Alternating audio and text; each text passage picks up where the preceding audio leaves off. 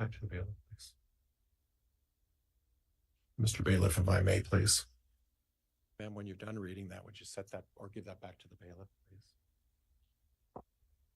So you saw this. Does this refresh your recollection, Ms. Gibb? No, It doesn't. I don't recall. Okay. Well, do I need to show it to you again and ask you? I can read it and I see what it says. I just don't recall that text. Okay. So you don't recall talking about Mike James and asking for a favor, if I may, please, and mentioning that someone named Nancy is super dark, but obviously there was that conversation, right? So you saw this. Does this refresh according to that text, but I don't recall that text. Okay. No. It doesn't. And talking about being violent and bad language, well, Yeah, I saw that. do I need to show it to you again? You're not denying that this I can read text it and I exists, see what are it you? says. I just don't recall it. You just don't recall talking about super dark. So when you gave your testimony that you never really preached or talked about super dark or super light or anything like that, is that still accurate? Right? I don't recall talking to people outside of the inner circle about that. Okay, well, that's Mike James, and you just told me Mike James is not in the inner circle. He's not. Yeah, I saw So that. that's somebody you're not talking to Lori about, and it was based on a discussion No, about I light just and don't dark, recall. right? You just don't Right. recall talking So you about did super talk dark, outside so your inner circle about when this, you gave didn't your you? testimony, Incorrect. you never Incorrect? really preached or Well, talked about super dark or super Mike James light or isn't in anything your like inner that. Is circle. that still No. accurate? I don't recall talking to people outside of the inner circle. Mike James about is that. unloading on Okay, me well, and that's says Mike Nancy James, is and you super just told me dark. Mike James is not in So the are inner you circle. suggesting that, oh, it was He's just not. Mike James So that's saying it was somebody super you dark and you were just talking to listening? Lori Is that what about, you're and saying? It was based on a discussion. I don't about light and recall dark, how I right? felt at that time or what he So was you saying did talk context. I outside just your have inner no circle memory of about that. I'm this, didn't sorry. you? Okay, and your Incorrect. lack of memory is Incorrect? Objection, Your Honor. Argumentative. These have been asked and answered, and this is a Mike narrative. James isn't in your inner circle. This last No. question was not a question. It was argumentative. It's sustained. Judge, and I think I'm James going to is move unloading on. me and Okay. says Nancy is super Sure. dark. So are you You suggesting mentioned that, about just castings, Right. and it's your testimony that prior to meeting Lori Vallow, you never engaged in castings. Is that right? Right. Okay. But then when you met Lori Vallow, you started the process of engaging in castings. Correct. And you mentioned that as part of castings, physical violence to anyone was never part of the solution there, right? Correct. The solution was to engage in castings and pray to have evil spirits leave the body of the people you believe are possessed. Correct. Death was never in the equation for castings. Is that right? I guess they eventually said that they would pass on if the evil spirits would leave. So is that something that's consistent with your LDS faith? No. But you engaged in that conduct, right? Correct. Okay. Did anybody force you to engage in that conduct? No. Okay. I'm going to switch gears a little bit. We previously talked about you going to Hawaii to visit Lori in 2019. Okay. Did Lori pay for your flight on that trip? I don't think so. I don't recall. You don't recall, right? Okay. But Tylee was not there. That would you recall? Not when I was there. There were occasions when Lori would pay for people's flights. Do you recall that ever occurring? I don't know. Okay.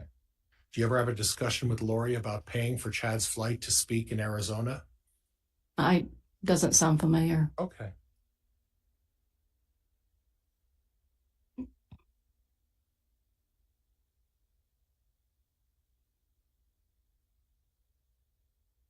I want to go back over the timeline a little bit about the weekend of the 19th through the 23rd. Okay. Okay.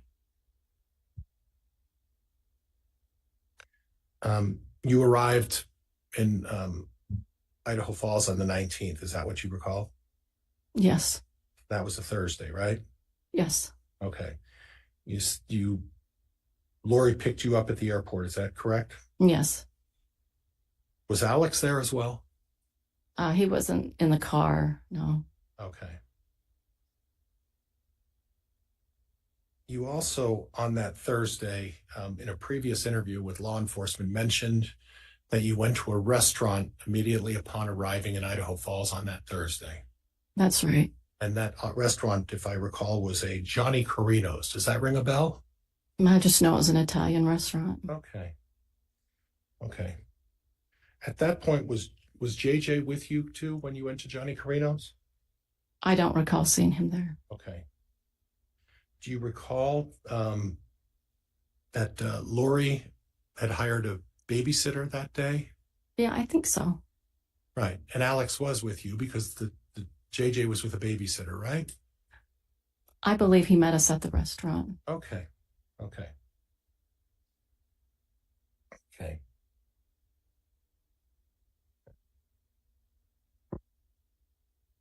And after you were at the restaurant, do you recall that the two of you then went to a Walmart?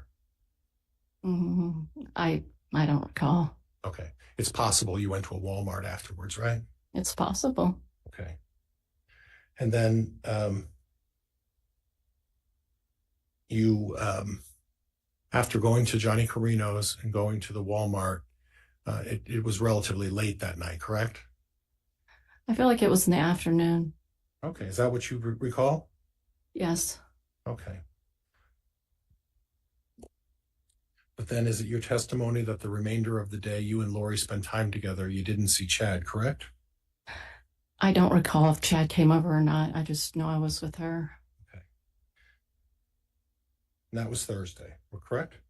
Yes. Okay, so then we move on to Friday. Do you recall going to a place called the Gravity Factory on Friday? Some jump place. I think that's Yeah. what that was, right? Yeah, I do recall going there. Talked about that with law enforcement, right? Yes, I think you called it like a jump house or something like that. like that. Do you remember about what time that you folks went to the jump house on Friday? Well, I'm not sure it was Friday, but it was daylight outside. Okay. Well, we know that it wasn't Thursday because we already discussed Thursday, correct? I can't say if it was or wasn't. It could we could have done it on Thursday. You could have. Yeah, I don't recall when we actually went. Okay. So you recall telling law enforcement in an interview that on Friday you went to the jump house or to the Gravity Factory. Do you recall telling law enforcement? I don't recall the date I shared with them. Okay. And you don't recall what time you went to the Gravity House or the jump house, right? Correct. Okay. Okay. On Friday morning, do you recall going anywhere Friday morning? I just know specific things we did. I just can't always recall exactly what day it was. And then do you recall that after you had spent amount of time, before we get there, the jump house, that wasn't for you and Lori, right? Correct. That was for JJ? Correct. Okay. And you don't recall the number of hours you spent at the jump house, do you? I would say it was maybe around 2 hours. Okay. And that was, and my recollection is that was in Idaho Falls, correct? I don't know where it was. Oh, you don't remember? I don't. Okay. And then after the jump house, you and Lori and JJ oh, by the way, was Alex there too at the jump house with you guys? I remember he came and went. He brought some pizza, I believe. Well, you guys went out for pizza, didn't you? Yes, we did. Yeah. You didn't bring pizza. I feel like he brought something in. That's just my memory. Right. Yeah. What happened is you went to the jump house, and then isn't it true you afterwards Alex came by, and then all of you went out to have a bite to eat for dinner at a pizza place, correct? I don't recall what day it was, but we did go out for pizza one night. And then after you went out for pizza, you went back to the townhome, correct? I don't remember. Okay, well, you went back because you had to gather your things to go pick up Dave, right? I didn't have to pick up Dave. Well, who picked up Dave? No one. He drove in? Yes. I was under the impression Dave flew in. No. Okay. That Dave flew in, that's not correct? That's not correct. Okay. And then on Friday evening, the folks in the townhouse that evening were you and Dave, Correct. your boyfriend at the time, Lori and Alex, Yes. and JJ. And JJ. And I think Chad was there too. Oh, how long was Chad there? I don't recall. Okay. Is it possible that Chad wasn't there? It's possible. Okay. And then do you recall if Alex and your boyfriend at the time were playing Guitar Hero on a video game? They were playing. I remember watching it. I might have at some point just jumped in a little bit and danced a little bit. Okay. We don't. That's okay. Mm-hmm. But the two of them had spent a considerable amount of time that Friday night playing Guitar Hero, Alex and Dave, correct? No, I don't believe Dave ever did. Oh, Dave watched Alex play? Yes, I guess so. Okay. And then we go on to Saturday. You got up in the morning and prepared to go to this firm foundation thing, correct? Correct. Okay. Now,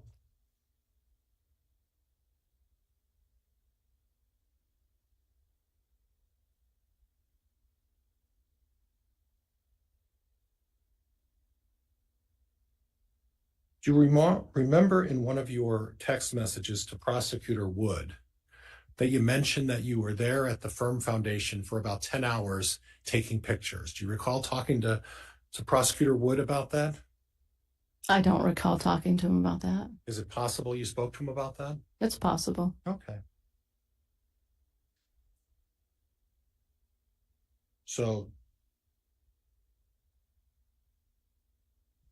you were at the firm foundation and you said you were there for about 10 hours, correct? I think I was. I just don't remember. Okay. And do you recall that it was rather late at night on Saturday when you got done with the firm foundation? Yes, yes. And you didn't see Chad that night either, did you? I don't recall seeing him. Okay, right. So then we go on to Sunday. And you and Dave slept in that morning, correct? Recall that? I do not recall that. Okay. Anyway, you woke up late, apparently, and Lori... Objection, Your Honor. Misstates the prior testimony in counsel's. It's a narrative. Sustained. Is it possible you slept in till late Sunday morning? No, It's not possible? I don't sleep in. Okay, thank you.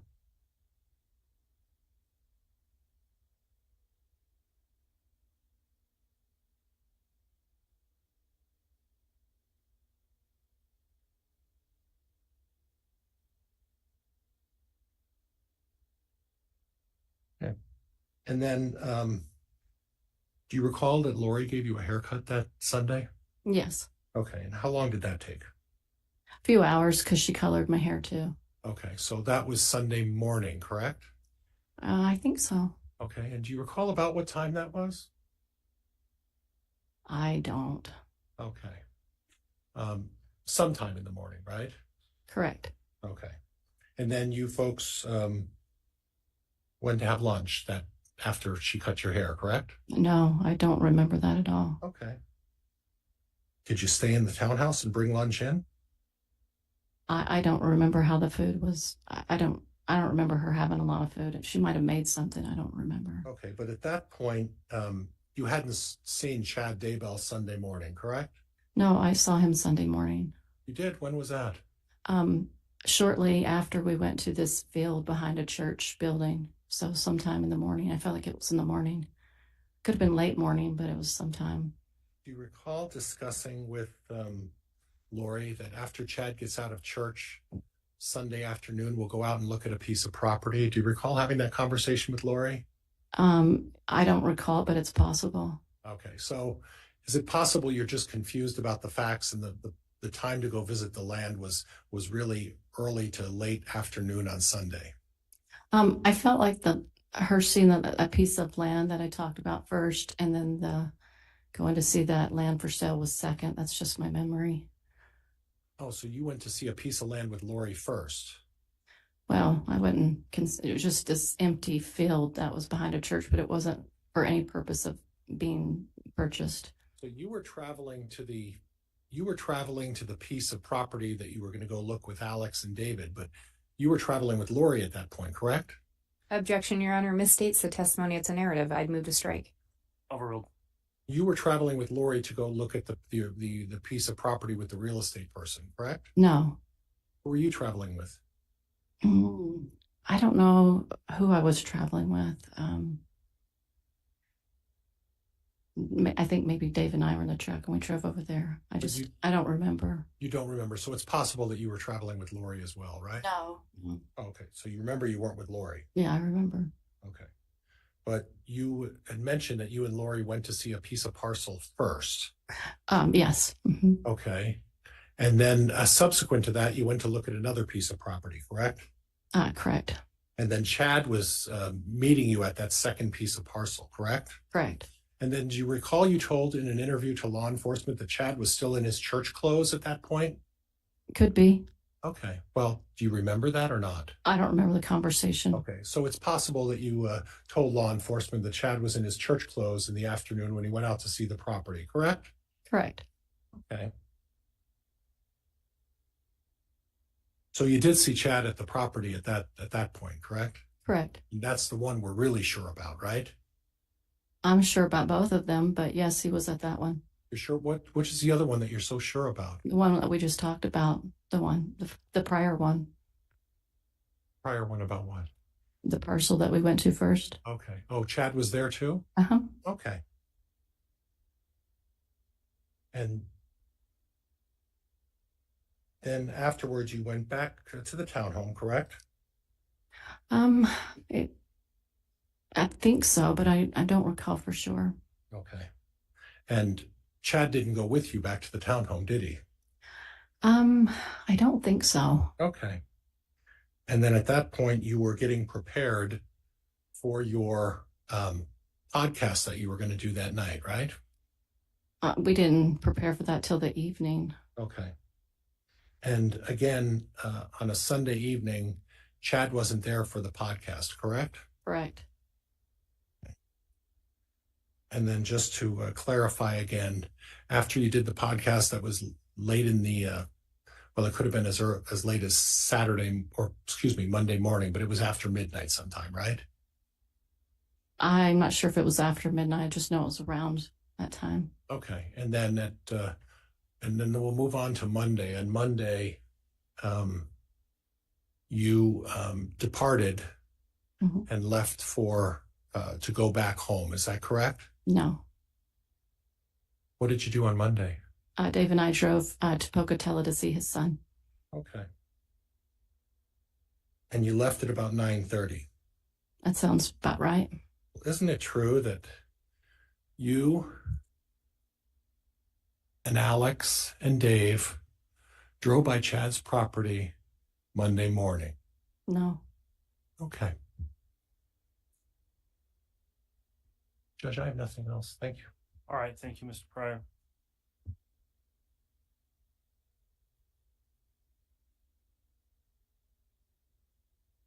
Ms. Blake, you can conduct redirect if you'd like.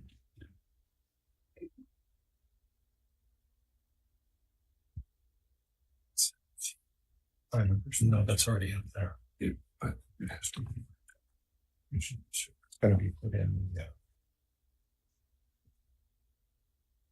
I like it the same.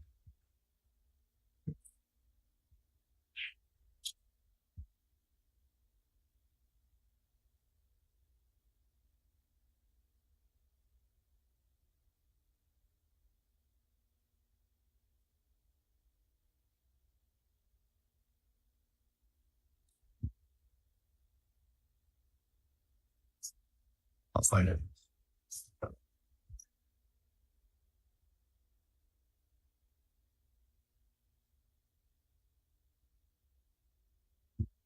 Mr. Bailey.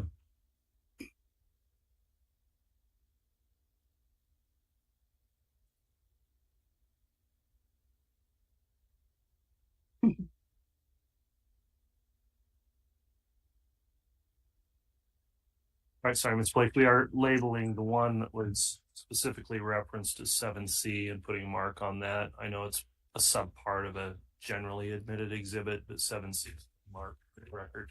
Thank you, Your Honor. I just wanted to wait. Yes, we'll get that straightened out. Thank you.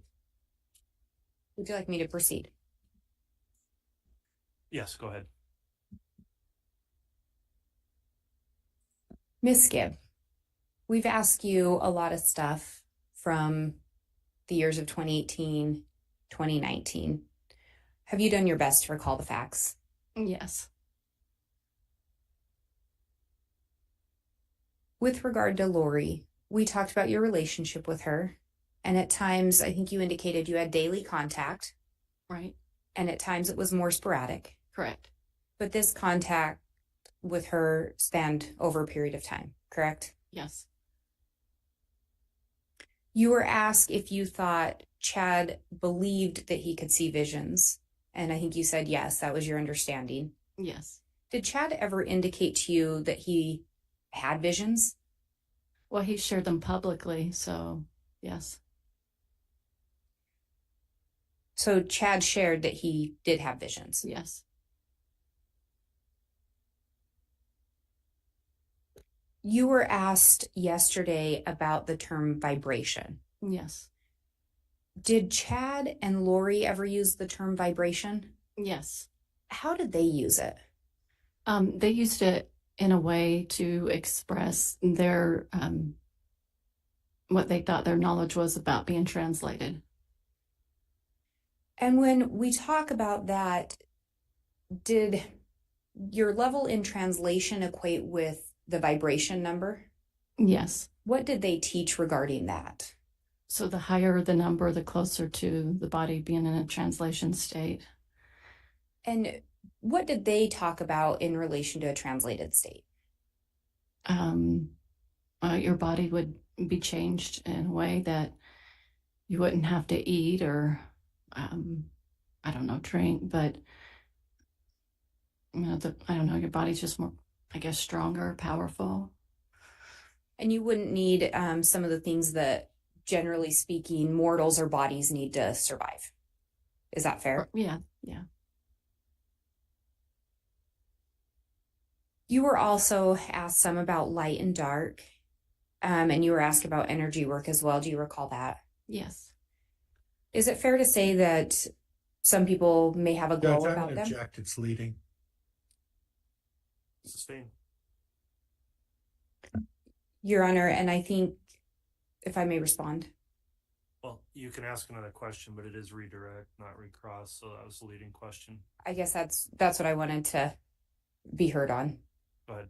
I think there was some agreement to allow defense to go outside the scope of direct, and I do think questions were asked that opened this avenue. Judge, could we approach? That's not necessary. I'll make a ruling. There was some discussion, and to the extent that there was additional cross outside the scope of direct, then it would be appropriate for leading on your redirect, Ms. Blake, on those topics. So I'll after reconsideration overrule that objection because it was a topic essentially brought up anew in cross. So I will allow some leading, Ms. Blake. So go ahead. Thank you, Your Honor. Would it be fair to say that some people may have a glow about them? Yes. And is that a little bit different than the light and dark that Chad and Lori taught? I think so.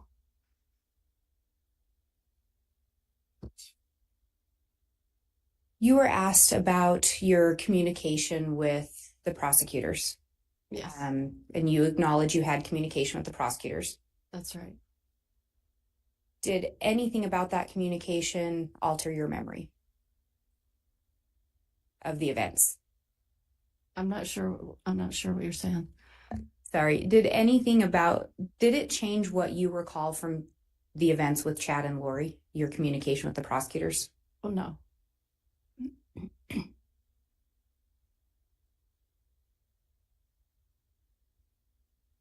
Did you ever personally observe Lori and Chad on the phone together? Yes. And were you with Lori when those conversations would happen? Yes. Were you ever able to overhear some of the conversations? Just a little bit. After Lori would get off the phone with Chad, would she ever tell you what they talked about? Yes. And when she'd tell you what they talked about, would she share with you things Chad taught or told her? Yes.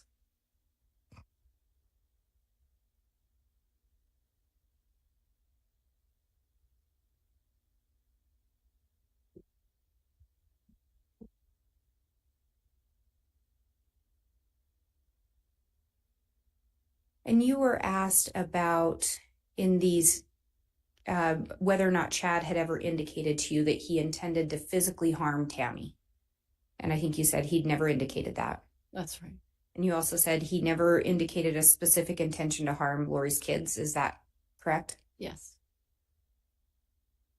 Who was it that would label someone dark or a zombie again? Chad. And even, and once someone was labeled a zombie or dark, what was going to happen to their body? As Chad and Lori taught it. If they could cast the evil spirit out, the body would naturally die. So if someone was dark or a zombie, they were going to die. Yes. Well, maybe. I mean, not everybody. They knew. But that was the teaching. If the casting was successful, the body would die. Right, right.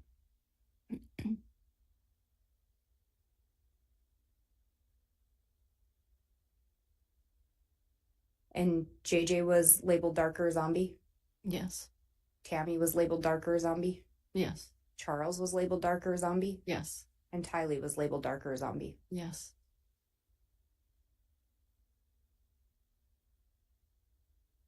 You were asked about that phone call, the recording from December 8th of 2019. Yes. And to be clear, did law enforcement ask you to record that? Never. Do you recall hearing Chad on there telling you that you may be in danger? Yes. As Lori talked, did Chad ever jump in and correct her? That you recall? Say that again. Did Chad ever jump in to correct Lori when you were on that call? I don't recall that. And Chad was there with her for the call. We could hear him, correct? Correct. And Lori tells you JJ's okay. Correct.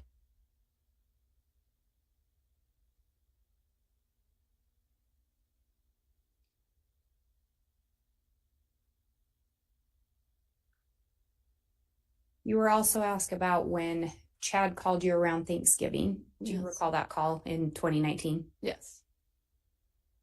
Do you recall what Chad told you or asked you to do at that time? He asked me not to pick up the phone when the police would call.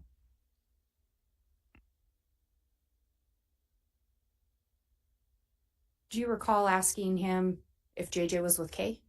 Yes. And what was Chad's response? No. The answer was no. So Chad knew he wasn't with Kay. Yes.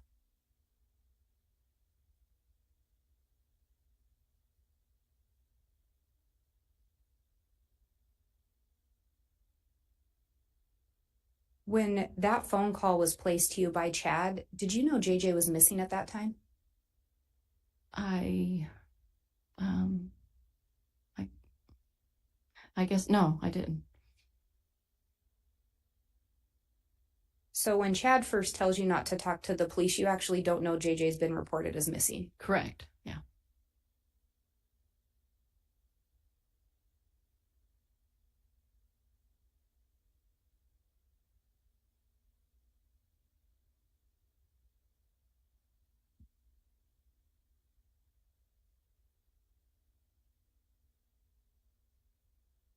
I have no further questions. Judge, I have just a couple of items on Recross. Okay, that's fine, Mr. Pryor. I'll ask some recross.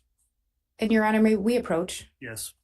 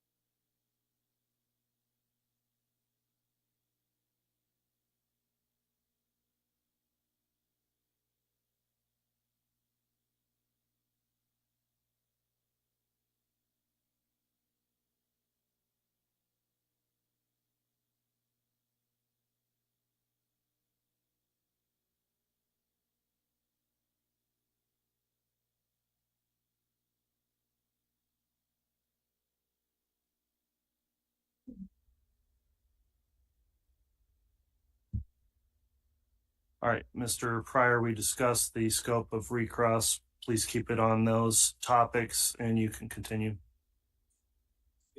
With the microphone, Mr. Pryor, please. Hey, Judge. Ms. Gibb, you talked about the fact that you participated in castings, correct? Correct. Okay. And as part of your participation in castings, you knew the intent of what a casting was used for was to rid the body of evil spirits, correct? Correct. But then you just testified with the prosecuting attorney that you also knew that at successful completion of the casting, the human body would die. So you knew that when you were doing this castings that apparently you were ending the life of a human body. Isn't that correct? I had no idea what really the result would be. Oh, That was the theory. okay. But you just said that the purpose of castings was to, when the prosecutor asked you about that it would end the life of a human body, correct? Objection, Your Honor. Misstates the testimony, misstates the prior question from the state. Sustain.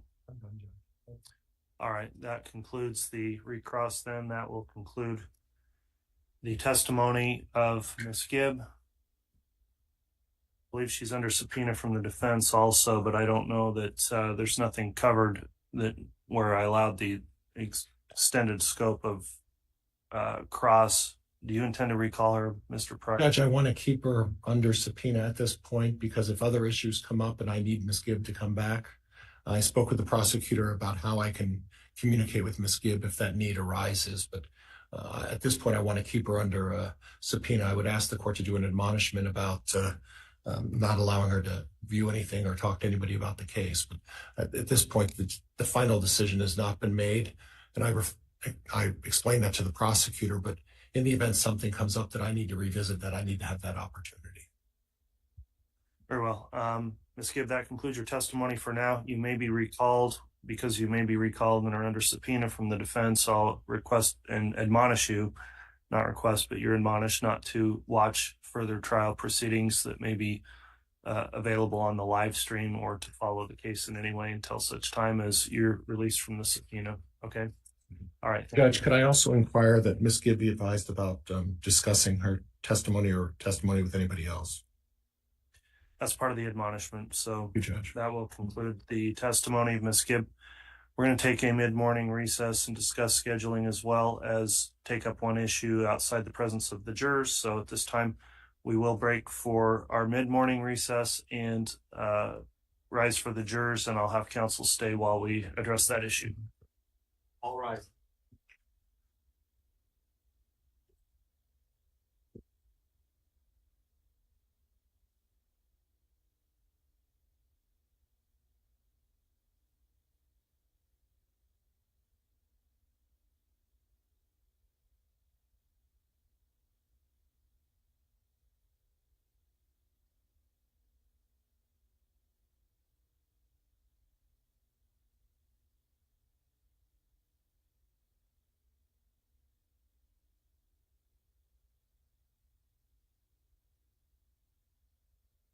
All right, thank you. Please be seated.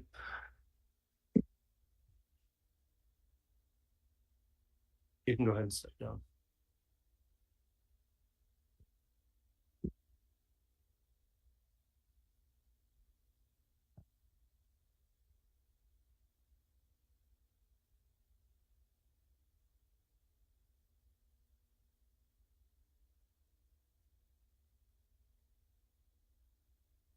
All right, Ms. Blake, I understand the state was interested in putting an objection on the record relating to the manner in which recross is being permitted. Yes, Your Honor. We had asked to approach in a sidebar about that. At this juncture, Mr. Pryor has been allowed to do a recross on almost every one of the state's witnesses, and I think it's extending beyond any new matters that may come up. So we're just objecting to the generality of him getting to recross and would request that it be limited to only if a new issue arises so that we don't end up in a situation where then the state asks to do another redirect and go down that. And if I could respond, Judge Meade. You may. And quite frankly, Judge, it's not the prosecutor's prerogative, or is it their decision to decide when I get a recross? That's the judge's decision to make. So I don't know where Ms. Gibbs thinks she has the authority or the ability to say when. Ms. Blake. Miss Blake is what I said, Judge, I think. I did say Miss Blake, did I not? Said Miss Gibbs. Miss Gibbs. I apologize. Go ahead. Miss Blake has the ability to dictate when this court makes its own independent decision when I'm permitted to have recross. All right. Well, evidentiary rulings and the way witnesses are examined are subject to rules as well as the court's discretion. Certainly the state can lodge an objection, and I'll pay attention to that. There is limitations on what is supposed to be allowed in the scope of redirect or recross. Part of the reason the court has been pretty liberal in allowing that is sort of I understood, standing agreement between the parties that with certain witnesses, instead of calling them twice, once in the defense or in the state's case, again in the defense case, for efficiency purposes, getting them on the stand once. I permitted extensive on some witnesses scope of cross beyond direct. If we are not going outside the scope as part of that agreement, then I would agree that it's not proper to allow recross every time. So I'll just watch for the topics that come up, and if we extend on cross beyond the scope and that's allowed, then that's where I think there's a second opportunity. So both sides essentially get a right to direct and cross a witness. So I'll just take that under advisement for future rulings. Any questions on that ruling, Ms. Blake? Thank you, Your Honor. And the state does recognize it's clearly within the court's discretion. If we do have concerns in the future about a request for recross, would the court just like us to approach and then discuss that? I just don't think those are prejudicial for the jurors, and approaching slows things down. So just make the objection? Just make an objection, I think, unless it's related to some specific topic that may prejudice the jurors. Let's just move it along with it. And the state does agree that recross may absolutely be appropriate. It just seems that it is at times just rehashing the same stuff. Very well. It'll be under advisement for future rulings. We'll take our rest of our recess at this time, and I do want to just briefly discuss the remaining schedule for today with counsel right now on a sidebar, and then we'll take our break. All rise.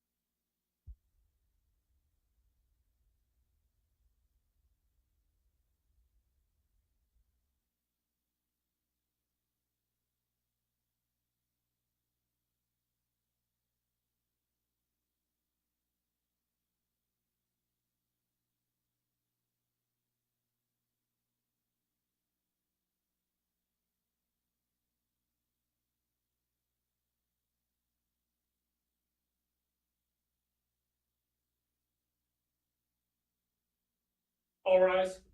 District Court's again is session. Thank you. Please be seated.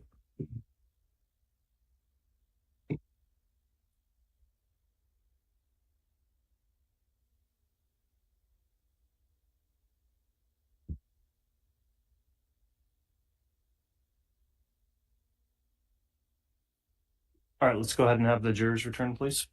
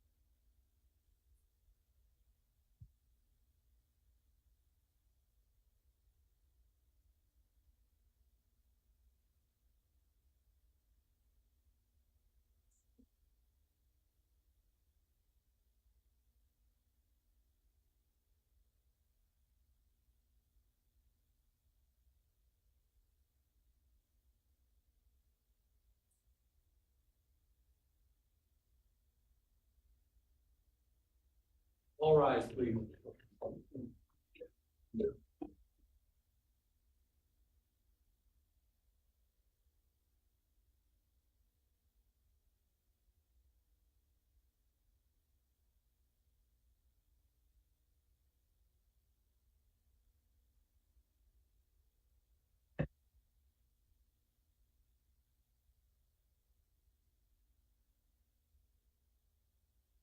Present and count. Thank you. Please be seated.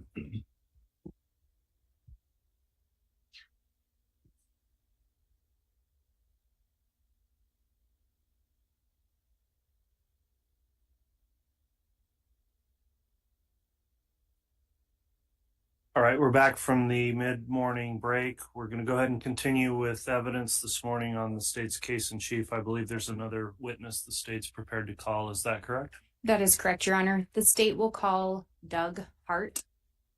Very well. You can call your witness.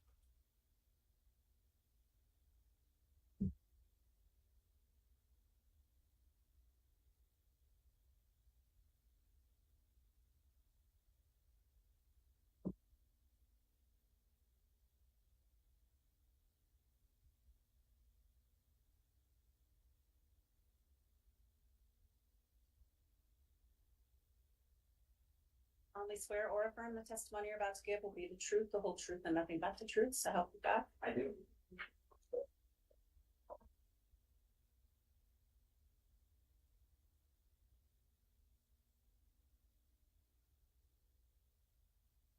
You're sitting close enough and speak directly into the mic, please. Okay. You got fresh water and. All right, Mr. Hart, do you go by agent or officer or some other title you prefer? Agent Hart is fine. It's former, but whatever works. Okay, well, we'll just call you Agent Hart then. Before we get started with your testimony, now that you've been placed under oath, I just want to ask you, because the proceedings are being live streamed and available for public access, have you reviewed or watched or observed any of the trial testimony in this case since it began? No, I have not, Your Honor. All right, and have you discussed with anyone else their testimony that has testified in the case? No, I have not. Okay, thank you for that affirmation. Ms. Blake, you can inquire on direct. Thank you, Your Honor. Would you please spell your name for the record? Douglas Hart, H-A-R-T. Where are you currently employed? I am currently the Chief Deputy at the Canyon County Sheriff's Office. How long have you been employed with them? since September of 2022. What did you do prior to taking that position? Prior to that position, I was a special agent for the Federal Bureau of Investigation for approximately 27 years. Did you hold various assignments or have specific roles you played within the special agent? Yes, I did. And what were some of those? My first assignment was to the Honolulu, Hawaii field office, where I spent 5.5 years on the organized crime drug squad, conducting complex multi-subject investigations. My second assignment was to the Lewiston, Idaho resident agency, where I spent 7 years working primarily violent crime and persons crimes on the Nez Perce Indian Reservation. My third assignment was to be the supervisor of the Treasure Valley Metro Violent Crime Task Force, which is a local task force headed by the FBI to investigate gangs and violent crimes.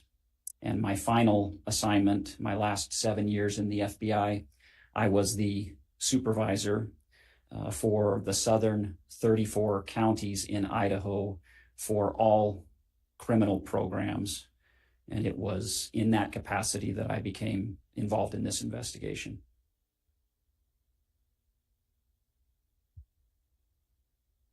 And you just mentioned becoming involved in this investigation. Can you tell me a little bit about how the FBI ended up involved in this case? Certainly. This case was brought to our attention in November, towards the end of November of 2019. And because it involved 2 missing children, that is something that the FBI has a specific expertise in. And it's something that we work very closely and cooperatively with our state and city and county partners in investigations involving missing children. And when you became involved, or when the FBI became involved, is it fair to say that it became a joint investigation? Yes. Do you recall which agencies were involved? Yes. We were initially contacted by the Rexburg Police Department and the Fremont County Sheriff's Department, or Sheriff's Office, excuse me. And then subsequently, for a brief period of time, the State of Idaho Attorney General's Office, and I think and Social Security and a few other entities had smaller parts of the investigation that they worked on. And as part of your involvement in this investigation, did you take on specific tasks? I did. What were some of those? First and foremost, I was the FBI supervisor in this case, which meant that I was the reviewer and approver of most of the FBI work product that went into our case file. And then I also had an investigative role due to our minimal staffing in eastern Idaho and some transfers that had taken place, which further diminished our staffing. I carried several investigative assignments within this case. Do you recall, as part of your assignments in this case, looking into some iCloud accounts? Yes, I did. Do you know who those iCloud accounts were associated with? Yes, they were associated with Lori Vallow. And do you recall the names on those accounts? Yes, there were 2 accounts. The first account was called Lori 4 Style with the number 4.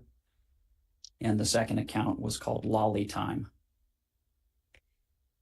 And when you looked at these iCloud accounts, could you tell how long they'd been in existence? Yes. And what did you learn regarding that?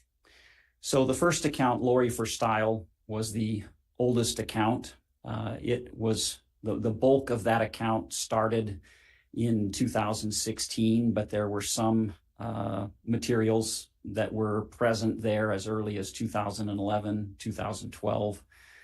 And then Lolly Time was more recent. It essentially started July 1st of 2019.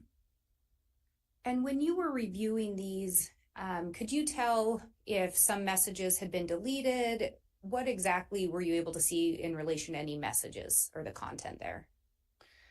So the content on both iCloud accounts is extremely voluminous.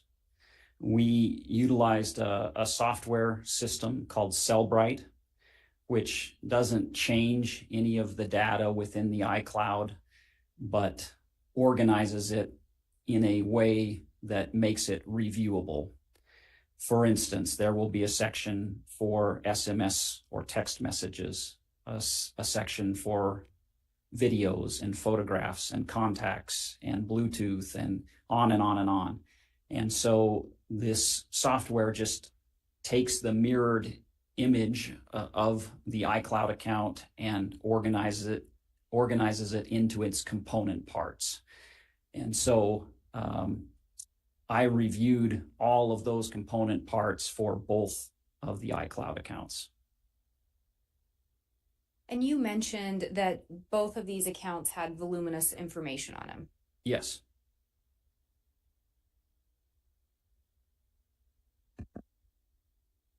And in preparation for your testimony today, did you create a summary exhibit? I did. And does the summary exhibit contain some content from Lolly Time? The summary exhibit for today is almost exclusively from Lolly Time, with the exception of one slide, which is from Lori for Style. And do you believe that this would assist and aid you in your testimony today? Yes, it would. Do you believe it would aid the jurors in understanding the evidence? Yes, I do. Your Honor, I have what's been marked as State's Exhibit 183. I have provided a copy to counsel. I have a copy for the court, as well as a courtesy copy for Your Honor. As some of the other exhibits for the state, this will actually be, the actual exhibit will be a jump drive containing the PowerPoint, but we have the slides printed off for courtesy. Okay.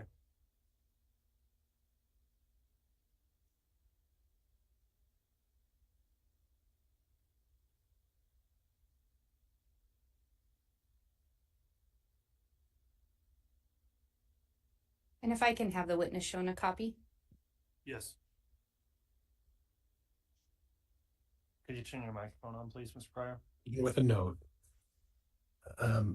Judge, my only objection is I would like the officer, it was agent, I'm sorry, officer, deputy, that's acceptable, to just make note of the range that this summary encompasses, if we could. Date, ending date, beginning date. Certainly, This is just part of the admissibility here. Ms. Blake, the witness is being handed that. It sounds like provisionally there's no objection, but if we could identify, and it'll be helpful for the record too, just the date that this encompasses. Date range. Yes. Agent, are you able to tell us the date range that this would cover? This exhibit covers a date range of January 2019 through, I believe it is August of 2019. And is there a reason that that is what the time frame within this exhibit? Yes, the pertinent portions of the iCloud for today's testimony exist within that specific time frame. And through the investigation, did you learn when Chad and Lori first met? Yes. What did you learn in relation to that? They met on October 26th, 2018. And so this exhibit would begin several months after their first meeting? Yes, it does. There are communications that reference the time frame of their meeting in 2018, but those communications are dated July of 2019. And through the investigation, did you learn the last known day that Tylee Ryan was seen? Yes. And what was that day? The last known date that Tylee Ryan was seen was September 8th of 2019. Did you learn the last day JJ Vallow was seen? Yes, the last day that JJ Vallow was seen was September 22nd of 2019. And did you also learn the day that Tammy Daybell was declared dead? Yes, Tammy Daybell was declared dead on October 19th of 2019. Through the investigation, did you learn when Chad and Lori got married? Yes, they were married in Hawaii on November 5th of 2019. And when you became involved in the investigation initially, JJ and Tylee were still missing, is that correct? Yes, that's correct. Your Honor, it's my understanding then the exhibit would be stipulated to? All right, with those dates determined, Mr. Pryor, any objection? Judge, it's not stipulated to, but there is no objection to the exhibit. Okay, well then, without objection, State's Exhibit 183 is admitted. The court noting the actual exhibit will be the PowerPoint presentation file on a digital drive. The court has a courtesy copy as well as counsel, and the witness is referring to printed versions that are derived from that PowerPoint presentation. And Your Honor, I guess just to ensure the record is clear as well, the iCloud accounts have been stipulated to that this content's pulled from. Okay, and I will note that as well. Thank you. That is correct, Judge. These have been stipulated as part of the record. Okay. And Your Honor, with that, the state would ask permission to publish. Yes, you may publish.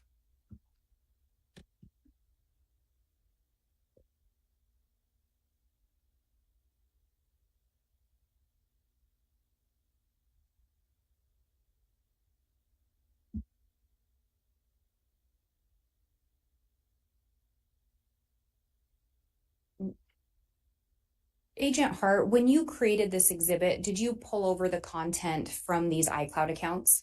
I did. So do some of these contain potential spelling errors, things of that nature? Yes.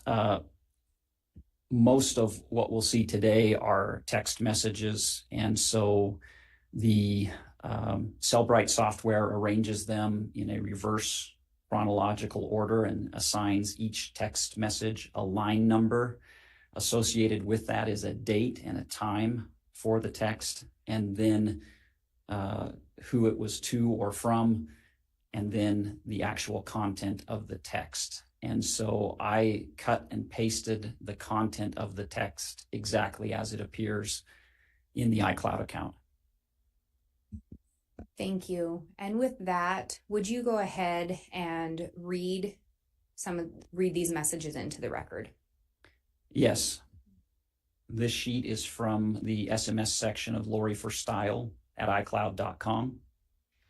Line number 2585, January 23rd, 2019, 5:18 p.m. Text from Lori Vallow to Audrey Baratario. Hi, Audrey. This is Lori. I would love to talk to you sometime. Text me or call me. I'm excited to be able to talk to you about what we both know.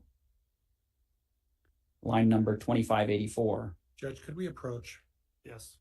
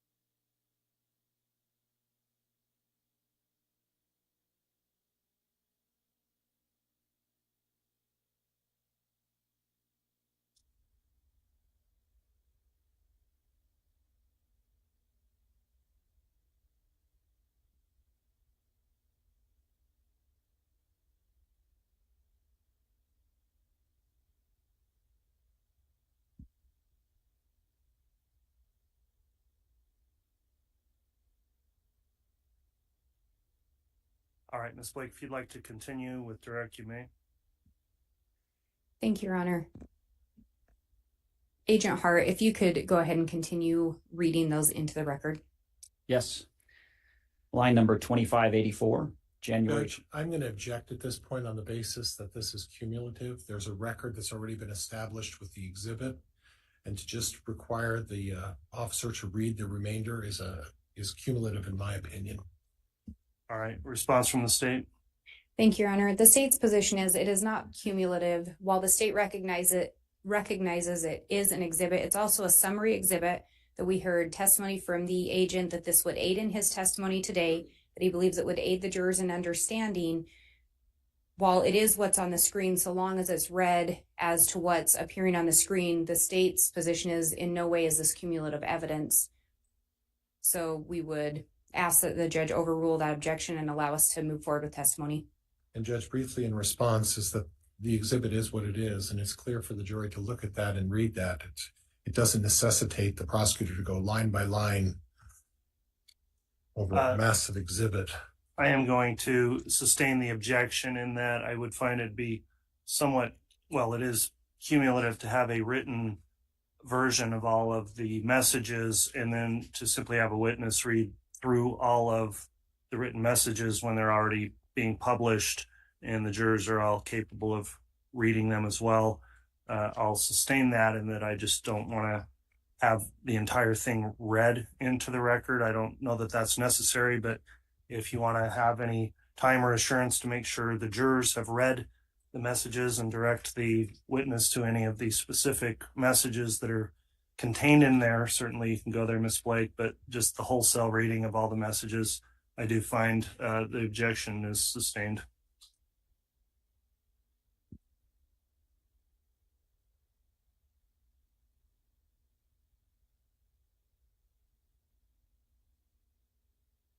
Agent Hart, when we look at these messages, looking at the first one there, appears to be a message from Lori sent to Audrey. That's correct. Can you tell us who, if you learned through the investigation, who Audrey Baratario is? Audrey Baratario was a friend and associate of Chad Daybell.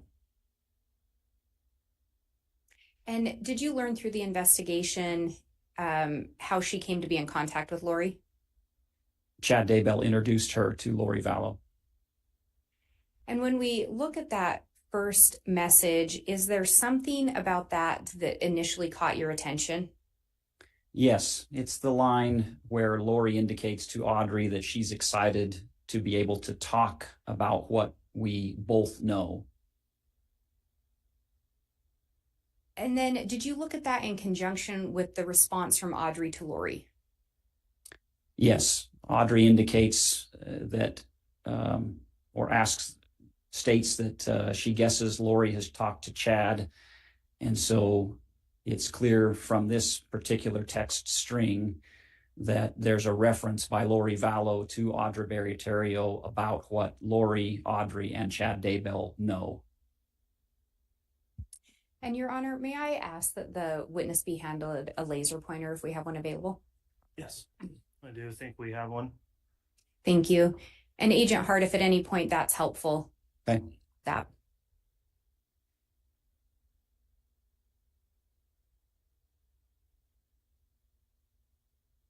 And then was there some significance to these other messages in relation to those first messages? Yes, mainly in the fourth line where it says by Lori to Audrey that she thinks it's fun to talk to someone who knows what's really going on. Again, a reference to something between the three of them.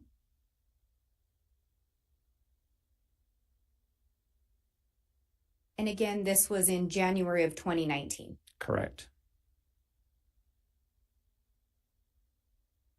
If we move to the next slide, I'm going to pause to give the jurors a chance to look through that. Yes.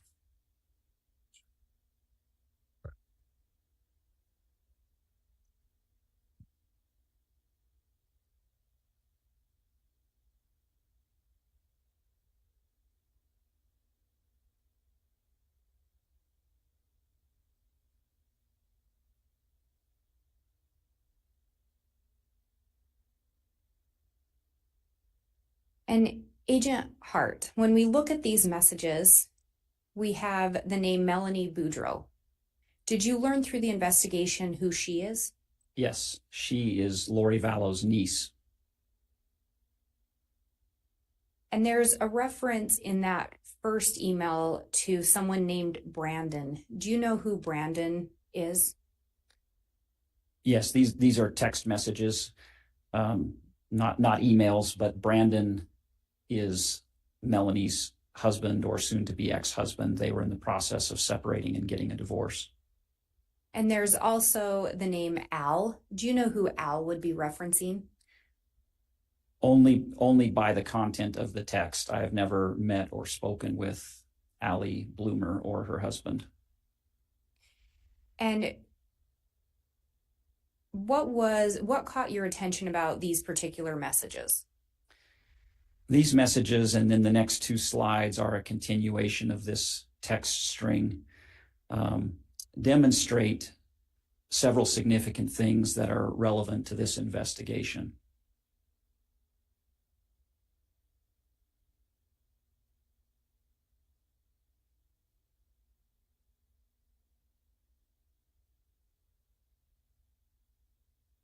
And in that, in the very last message, it appears to be a message from Chad to Lori. Correct. And what did that appear to be an indication Chad was going to do? So during the investigation... Objection, Judge. That was going to call for speculation. Overruled. During the investigation, we came to know that Chad Daybell purported to have the ability to assign an individual as being either dark or light, and he would give them a score. And Lori Vallow and others would seek Chad's visions as it related to assigning people as being either dark or light. And so this is one of the first references we see in the iCloud account where Lori Vallow is seeking from Chad Daybell, or Chad Daybell rather, offers that he will check Allie Bloomer and her husband, meaning he will see what their scores are. And then looking at that first message, it references that Brandon is making me promise not to have you or Al around my house or kids. Do you know who that Al is? Yes, that's Alex Cox, Lori's brother. And then you had already indicated this next slide is a continuation. I'm just going to pause to give the jurors a chance to read through that.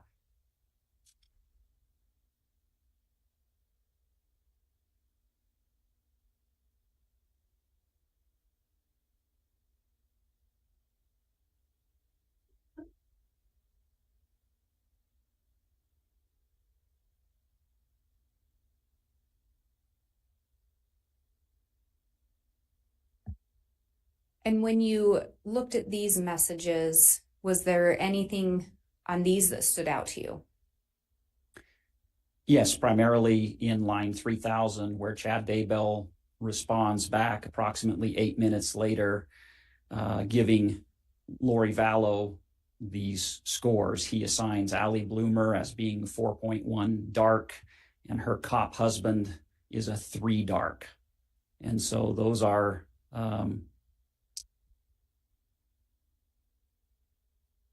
coming from Chad Daybell to Lori Vallow in reference to this issue that's come up with Melanie Boudreau. And if we look at the line 2996, is Lori passing that information along? Yes, and this is a pattern that we see repeatedly, that Lori Vallow would solicit Chad Daybell's advice or visions. Chad Daybell would respond, and then Lori Vallow would disseminate that out to whoever was making that inquiry. And if we move to the next slide, I believe you indicated this is also a continuation of that conversation. Correct. I'm just going to pause here to give the jurors a moment to look through that. Yes.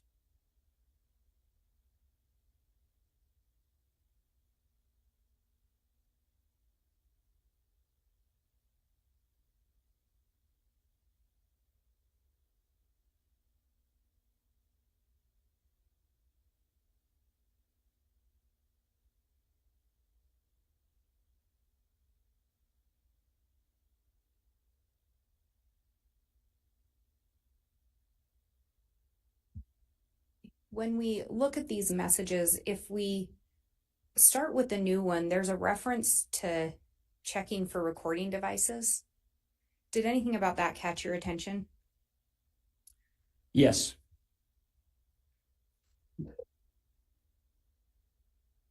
And then did it catch your attention in reference to the following messages? It Or is did. it related?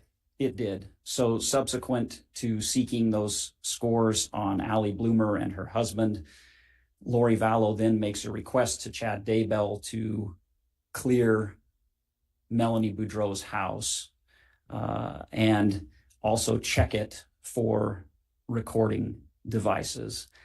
And so Chad Daybell responds that he'll do that and that he's having to break down some dark entries Brandon created and that he detects 3 listening devices. And that answer is then passed on directly from Lori Vallow to Melanie Boudreau, referencing Chad Daybell as Melanie Boudreau's father, and then verbatim passes on that message. So to me, this establishes once again. Judge, I'm an object. It's calling for speculation. I'll overrule that. You can answer. It establishes that the individuals within this group look to Chad Daybell as the supposed visionary who will give them these types of information. And in these messages, when the request is made, Chad responds. Is that correct? Yes.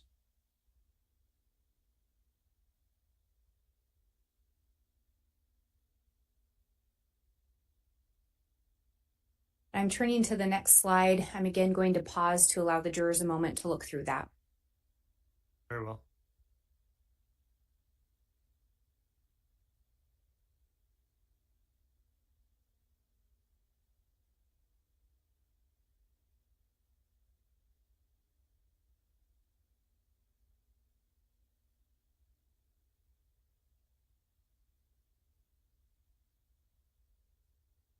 Agent Hart, when we look at the date on this message, can you read the date?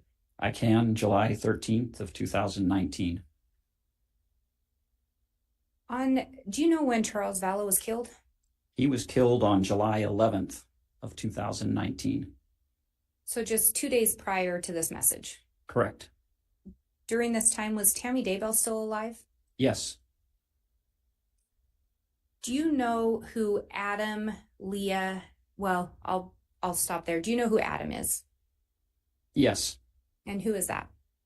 Chad Daybell's son-in-law. And do you know who Leah is? Chad Daybell's daughter. And do you know who Joe is? Joe is also Chad Daybell's son-in-law. What is it, outside of the date, what else about this message drew your attention? There were a couple of things that I think are significant in this message. The first is this line where Chad Daybell says, "I feel she will be gone by then," which is a reference to the pending death of Tammy Daybell. Judge, objection. That calls for speculation. I'll strike that last part of the answers. Insufficient foundation. Based on your investigation, who did you believe the she to be? Tammy Daybell. It calls for speculation. I'll renew my objection, Judge. And Your Honor, I think based on his investigation, I'm asking who he believed this message to be Judge, referenced. could we approach, please? No, it's overruled, Mr. Pryor. Go ahead, Ms. Blake. Who did you believe the her to be? Tammy Daybell. Or I said her, but the word is actually she, the pronoun used, correct? Correct.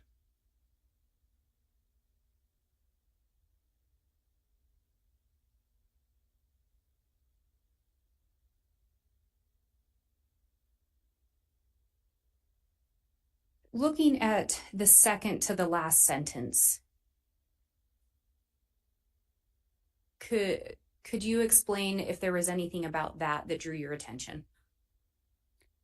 Yes, it helps tie in the line, "I feel she will be gone by then," So Chad Daybell tells Lori Vallow that the Lord has hinted to him that he might not get to be with Lori Vallow until after this graduation ceremony takes place on July 23rd, and asks Lori Vallow to, quote, please ask about that.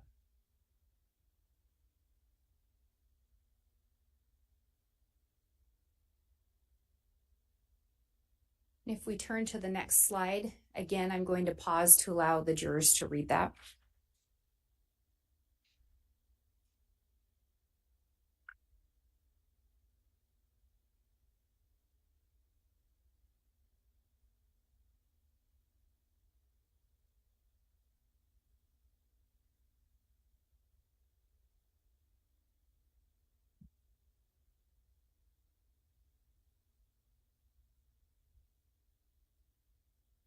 Agent Hart, looking at the date on this one, how many days ago had Charles been killed?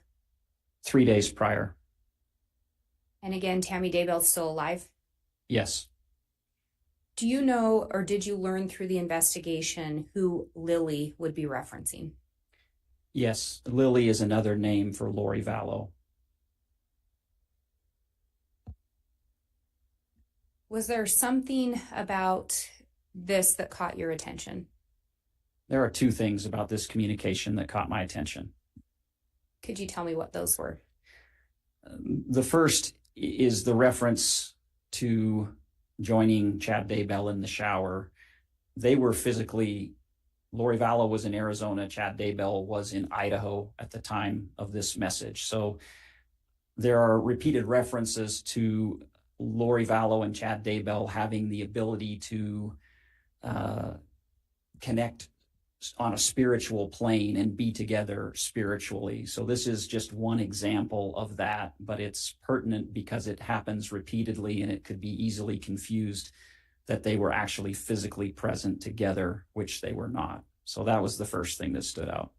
And what was the next thing? The next thing is the last line of Chad Daybell's text to Lori Vallow, where he says he loves her so immensely that the whole universe knows it, and very soon the people on this little blue globe will know it too, which demonstrates that their relationship was clandestine or secret at this point, and that at some future date, the relationship between Chad Daybell and Lori Vallow would be divulged by Chad Daybell.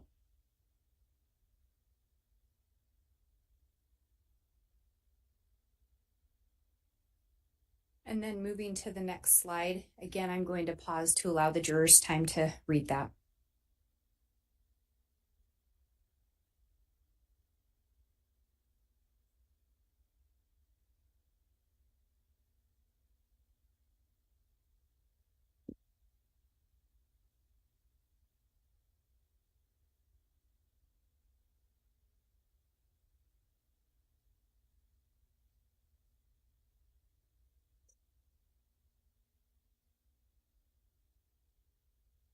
Agent Hart, when we look at these messages, there is the name James and a name Elena referenced. Did you see those in this message? Yes. Were you able to determine through the investigation who James is referencing? Yes, James is Chad Daybell. And were you able to determine who Elena is referencing? Yes, Elena is Lori Vallow. And again, the date on these messages is how many days after Charles Vallow was killed? This is now 3 days after he was killed. What is it about these particular messages that drew your attention? Well, the James and Elena communications are very significant, and we see them first in the email section of the iCloud, starting on July 8th, continuing through July 9th, and through much of July. Chad Daybell is the author of these portions of a narrative or a history that chronicles Chad Daybell's meeting Lori Vallow and how their relationship developed. He refers to himself as James in this and to Lori Vallow as Elena, but in fact, this is autobiographical. It is based in fact. We verified the facts of the story as being correct and accurate to real events. And so in this, we have a description from Chad Daybell as to how he met Lori, and particularly several important events that occurred early on in their relationship. And in this first one, there's an indication now on with the story. Were there other segments that came before this next message? Yes, and it's very voluminous. And so what we're seeing here were portions that were sent via text message by Chad Daybell to Lori Vallow. But as I said, on July 8th is the first instance we see of a very lengthy narrative written by Chad Daybell, sent to Lori Vallow via email. And again, during this time, Tammy Daybell is still alive? She is. In that second message, there's the indication they would both attend the same event in mid-November. Were you able to determine through the investigation if that occurred? Yes, so that's a reference to November 15th through the 17th of 2018. So while this message was sent via text on July 14th of 2019, the narrative contained in the message is talking about a time period between the end of October and prior to November 15th through the 17th of 2018.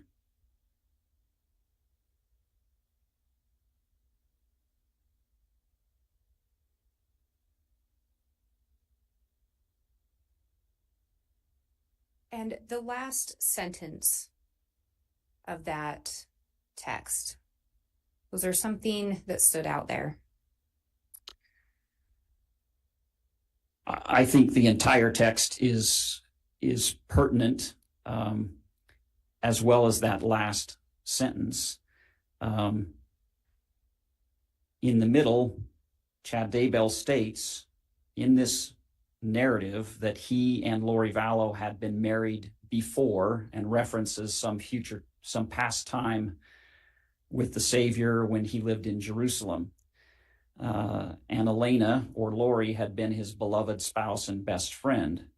In the final line, he says that relationship was now meant to continue in this lifetime. So looking at this history, Chad is saying that after he met Lori Vallow, he knew that their relationship was now meant to continue in this lifetime, with the assertion that they had been married in a previous lifetime. And again, you talked about, while this message is sent in July of 2019, that it's referencing events from 2018. That's correct. Chad Daybell met Lori Vallow on October 26th of 2018 at a Preparing a People conference in St. George, Utah. That's chronicled in this history. In between their first meeting, there was a 3-week time period before they would physically meet again in Mesa, Arizona, November 15th through the 17th, 2018, at another Preparing a People conference. So the time period being referenced by Chad Daybell in this communication is that time period from the end of October 2018 until they meet again physically in November of 2018. And when this is written, Charles and Tammy are still alive. That is correct. We go to the next one, and again, I'm going to pause here to let the jurors read it.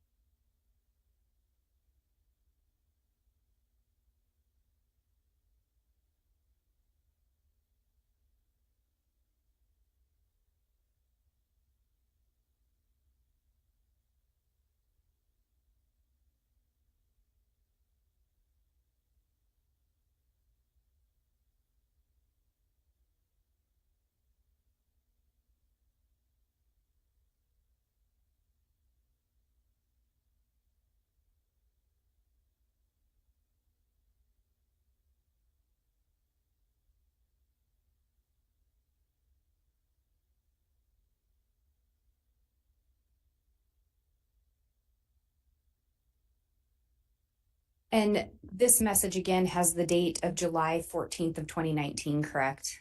Yes, it does. And could you talk a little bit about what it is about this message that caught your attention?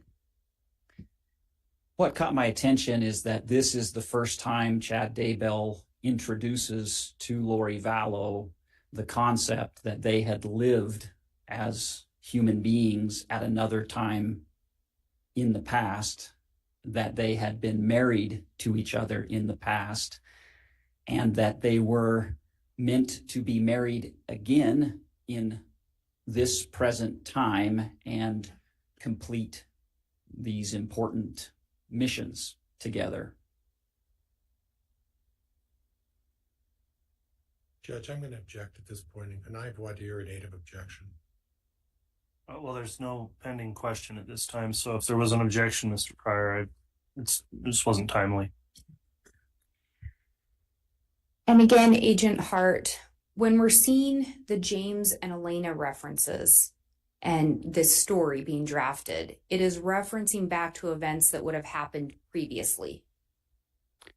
Yes, he is referencing events and phone conversations that took place between the end of October 2018 and just prior to November 15th through the 17th of 2018. And again, when we're looking at this, Charles has been killed just 3 days before this message. That's correct. And in 2018, when this story's referencing back to 2018, Charles and Tammy were still alive. Yes, Charles and Tammy were still alive. Lori Vallow was married to Charles Vallow, and Chad Daybell was married to Tammy Daybell during this time period that he's describing. Judge, I'm going to object on response, or I'll actually, Judge, I'll withdraw at this point. All right. Go ahead, Ms. Blake. There's also a reference in there, the line starting with, he was ecstatic. Could you read that sentence in there? He was ecstatic that she was receiving confirmation of these things as well. Did that indicate anything to you? Yes, in the first sentence, Chad writes that he tried to delicately describe their connection with one another and was in fact delighted when Lori Vallow believed him. And so this is Chad Daybell introducing these concepts of he and Lori having been married in a previous life. And then later on, we see that she appeared to be getting confirmation of what Chad was telling her. Correct.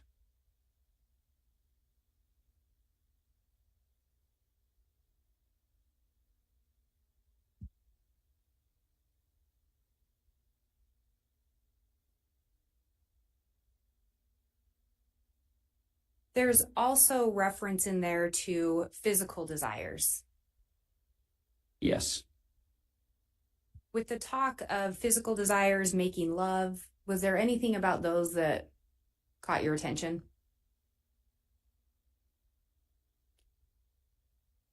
Well, it demonstrated the attraction of Chad Daybell to Lori Vallow instantly upon their meeting in October of 2018.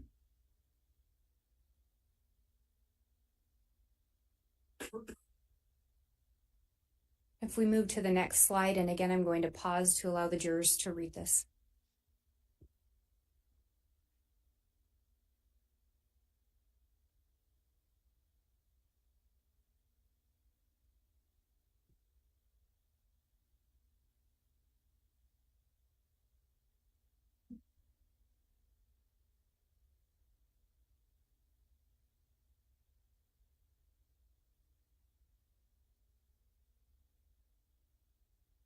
When we look at these messages, they are also dated July 14th of 2019. Is that correct? Yes.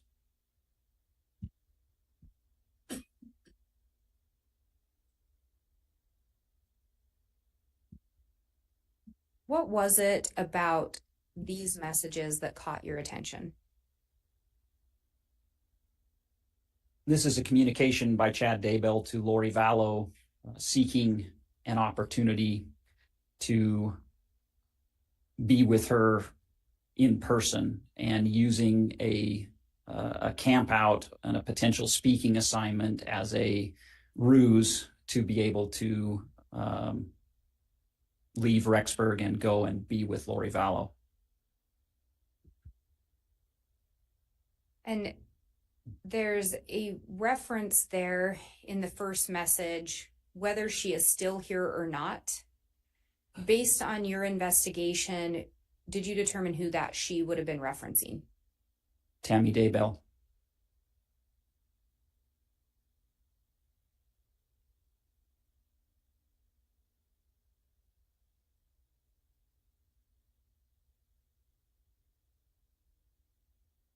And in the James and Elena, we saw some reference to some kind of physical attraction. And then in these, what stood out is Chad and Lori are actually going to meet up in person here. Yes, the investigation had revealed they had already met at several different times with travel to different places to be together for periods of 2 or 3 days. And in fact, we were able to verify that Chad Daybell and Lori Vallow did meet and were together during that July 24th through 26th timeframe that's referenced in the communication. And July 24th to 26th, Tammy Daybell was still alive. Is that correct? Yes. And then if we go to the next slide, and again, I'm going to pause to allow the jurors to read this.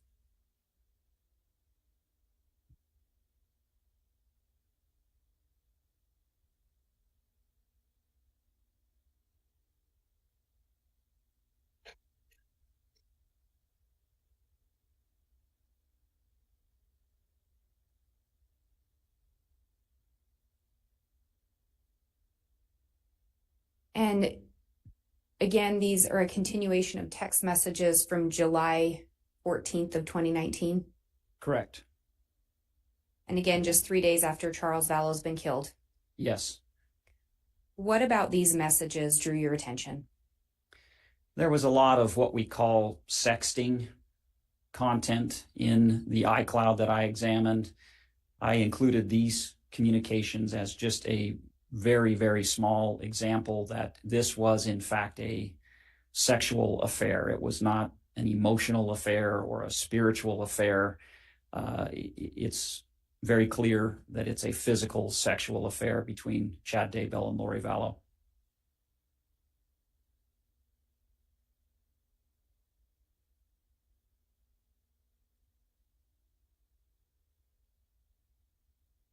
And moving to the next slide, again, I'm going to pause to allow the jurors to read this.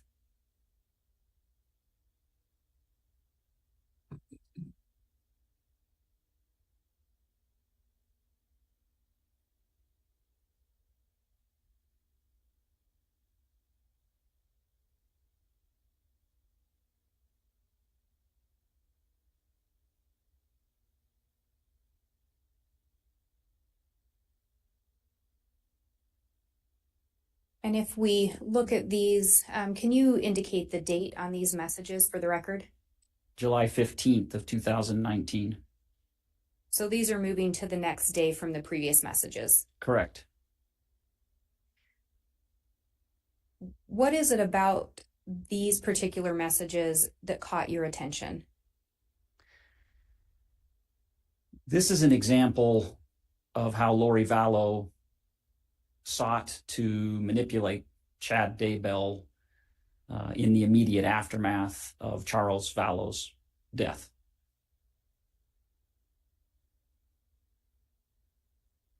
And in that text from Chad to Lori, could you read the last line? He says, "You are my wonderful best friend that I can't live without." And again, during this time, Tammy Daybell is still alive. Correct.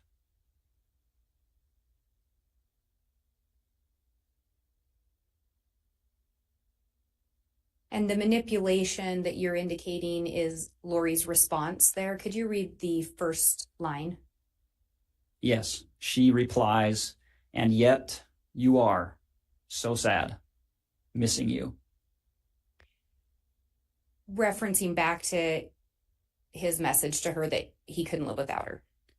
Correct. Chad Daybell tells Lori Vallow how much he loves her and he can't live without her. And her response to that is, and yet you are, in fact, living without me.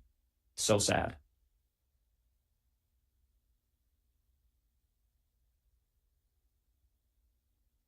And moving to the next slide, again, I will pause to allow the jurors to read.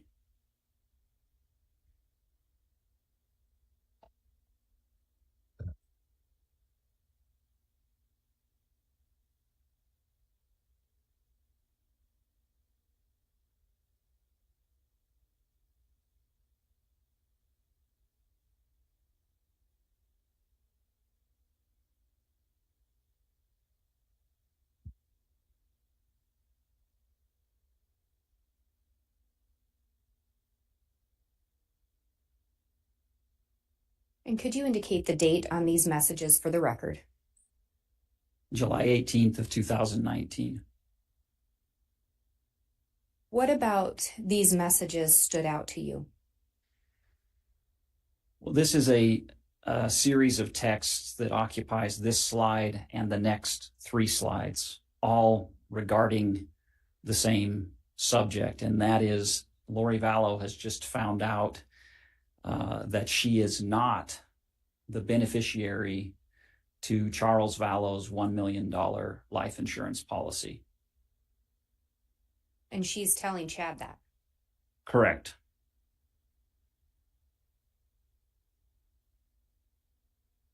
Going to the next slide, I'm going to pause to allow the jurors to read.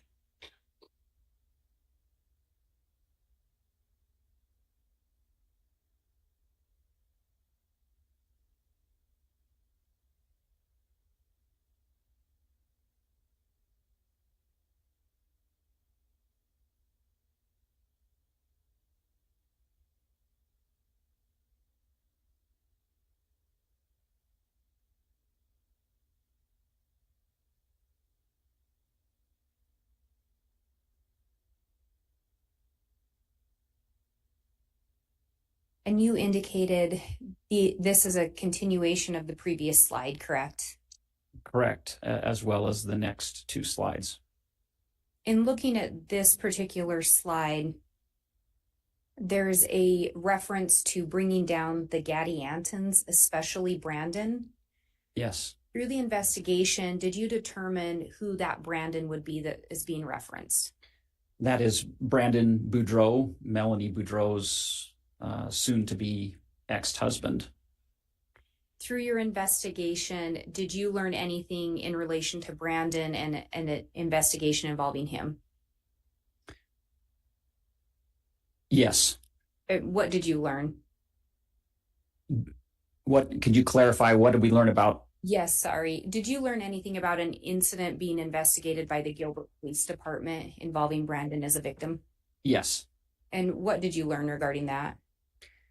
On November 2nd of 2019, as Brandon Boudreau was pulling in his driveway of his home in Arizona, an individual shot at him with a rifle, narrowly missing him. And you said November 2nd. Is it possible it was October 2nd?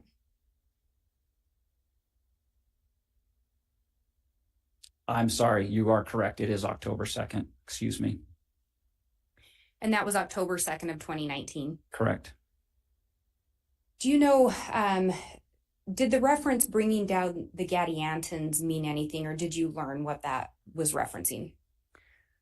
I learned that that is a reference. The name Gadianton has to do with a group of people that's referenced in a book of scripture called the Book of Mormon. The Gadiantons were robbers and thieves, and so the word Gadianton is indicative of someone who is a thief or a robber or a bad individual.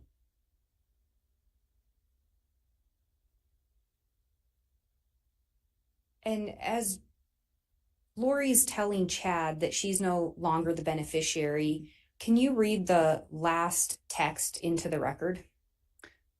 Yes, that's a text from Chad Daybell to Lori Vallow.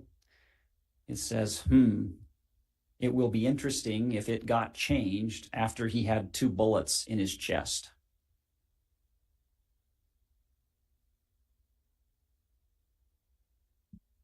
And going to the next slide, I'm going to pause to allow the jurors to read.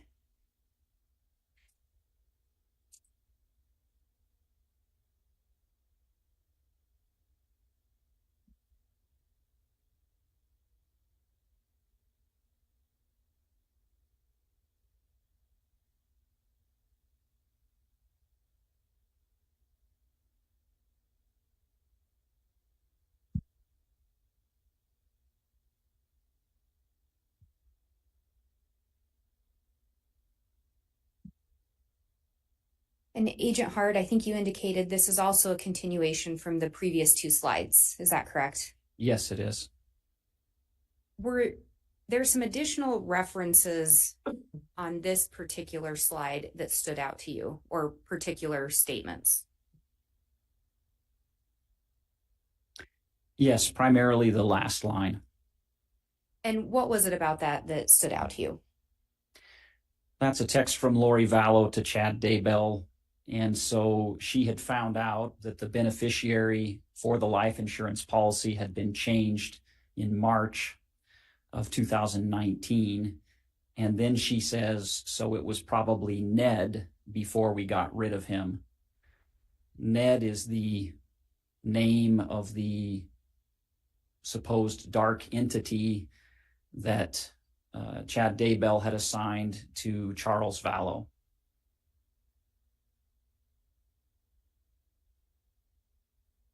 And then there's a reference there before we got rid of him, correct?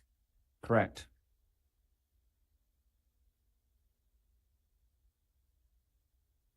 Did you learn what the $4,000 a month from SS was in reference to through the investigation? Yes, that's a reference to money that would still be coming to Lori Vallow through Social Security for her children, primarily for JJ.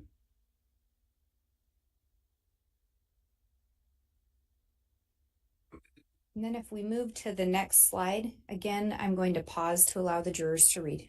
Very well.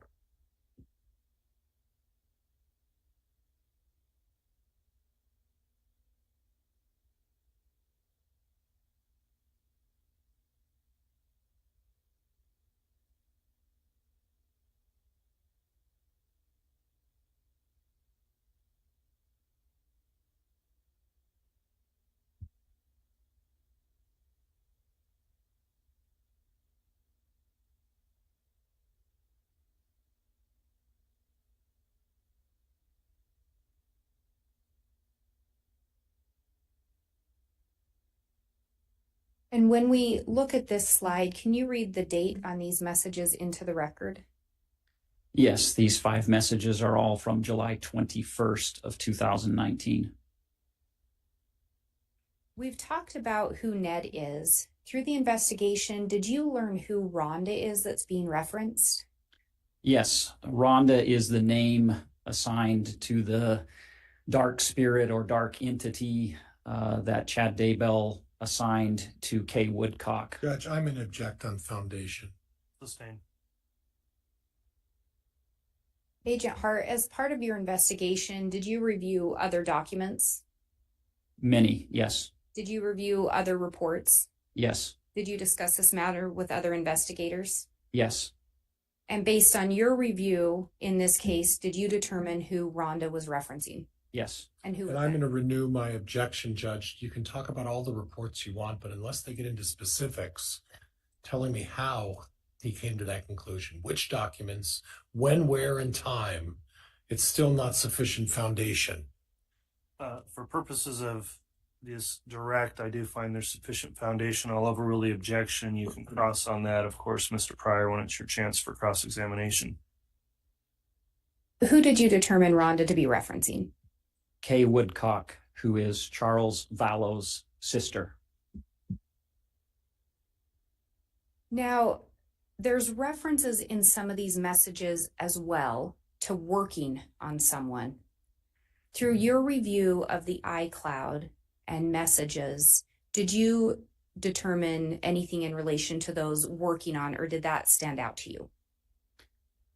Yes, this is a phrase that we see repeatedly in the iCloud, and it actually has a dual meaning. When they're referencing somebody who Chad Daybell has determined to have a dark spirit or a dark entity working on them, has a negative connotation. When it's someone who's determined to be light or good, then working on them is an uplifting or a building connotation.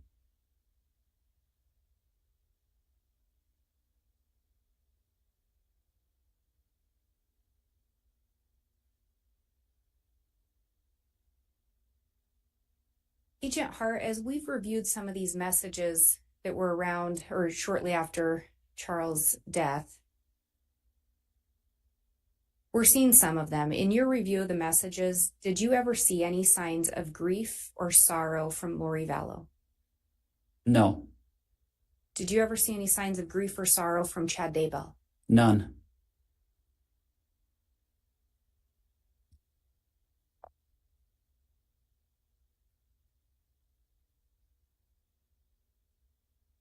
If we go to the next slide again, I'm going to pause to allow the jurors to read.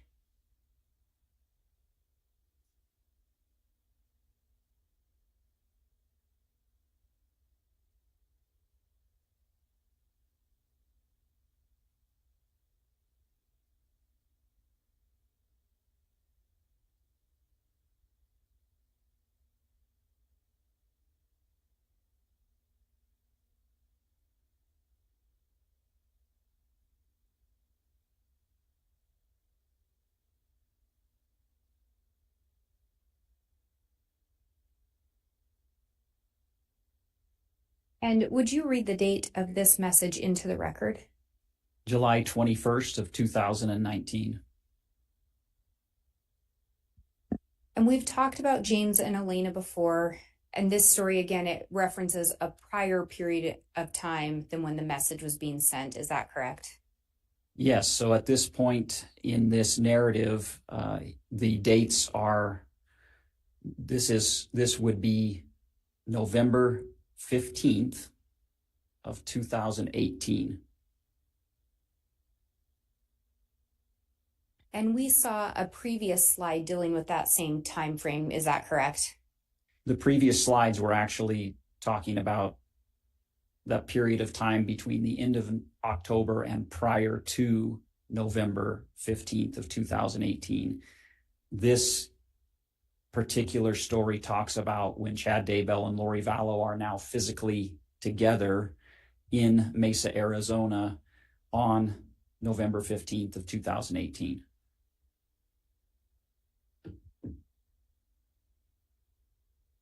And through the investigation, did you learn if Chad Daybell was in fact in Arizona in November of 2018? Yes, we verified that he was present on that specific date. We verified that he spoke at a Preparing a People conference there during those dates of the 15th through the 17th of November 2018, and verified that he was physically present at other locations as well. And outside of the continuation of the James and Elena, were there specific things in this message that drew your attention? Yes. What were those?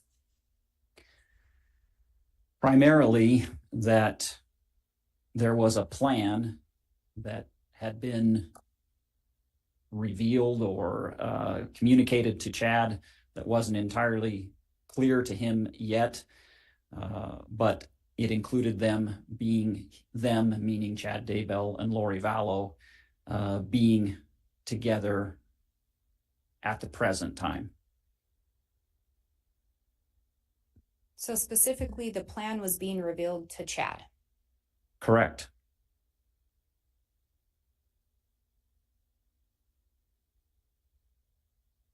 And there's a reference of Chad and Lori having a mission together. Yes.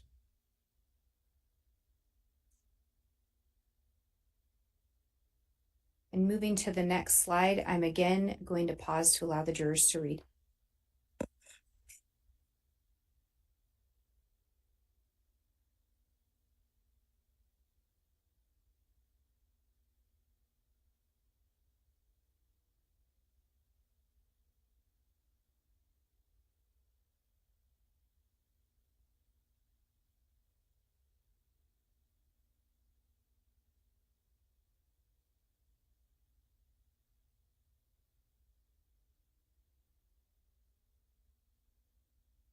And Agent Hart, these messages were also sent on July 21st of 2019. Is that correct? Yes.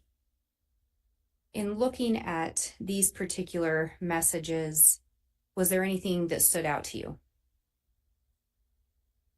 Yes, they're very insightful in that Chad, in his own words, is explaining the feelings he had for Lori Vallow within 3 weeks of meeting her, that they had progressed through this relationship. They had finally found their best friend that they could trust and confide in.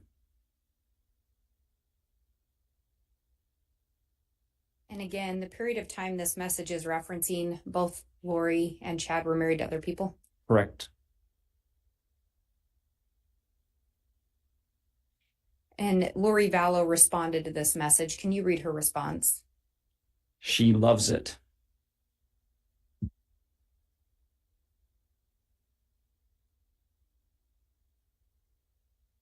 And there's the reference in there to the 3 weeks. And would this have been, was the meeting in November about 3 weeks after Chad and Lori met in real life? Yes, that's verified. Moving to the next message, again, I'm going to pause to allow the jurors to read.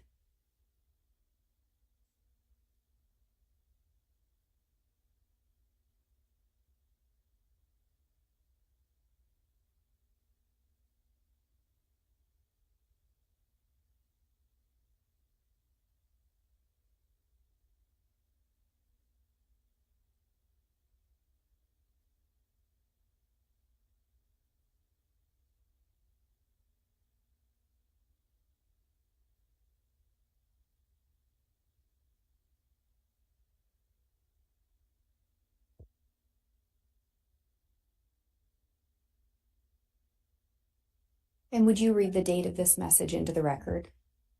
This is also July 21st of 2019.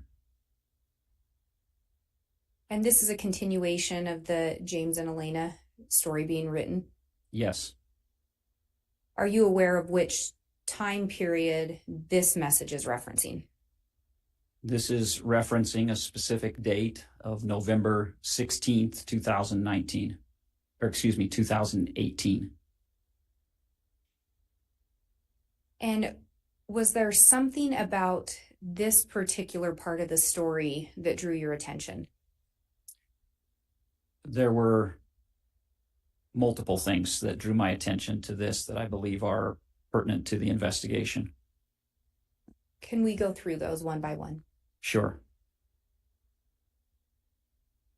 What is the first one that drew your attention?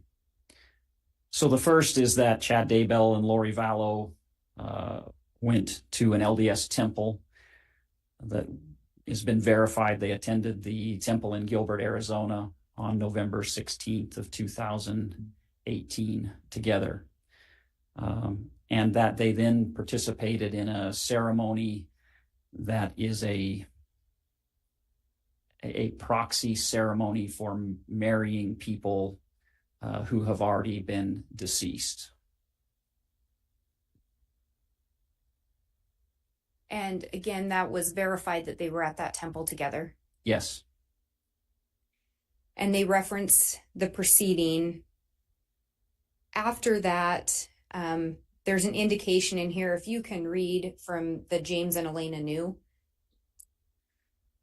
James and Elena knew that they were now sealed as husband and wife for eternity. Did that line stick out to you?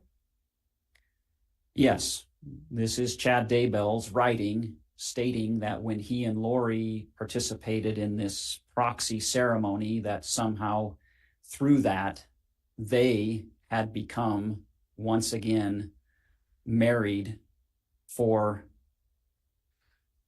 eternity. And then if we go to the last sentence starting with "they knew," would you read that into the record? Yes.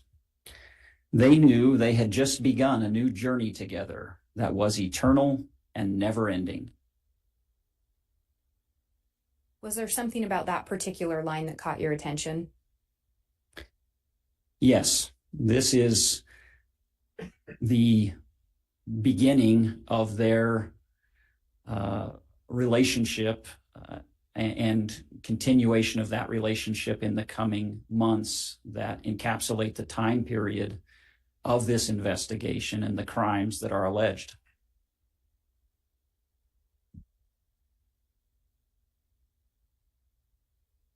And if we go to the next slide, again, I'm going to pause to allow the jurors to read.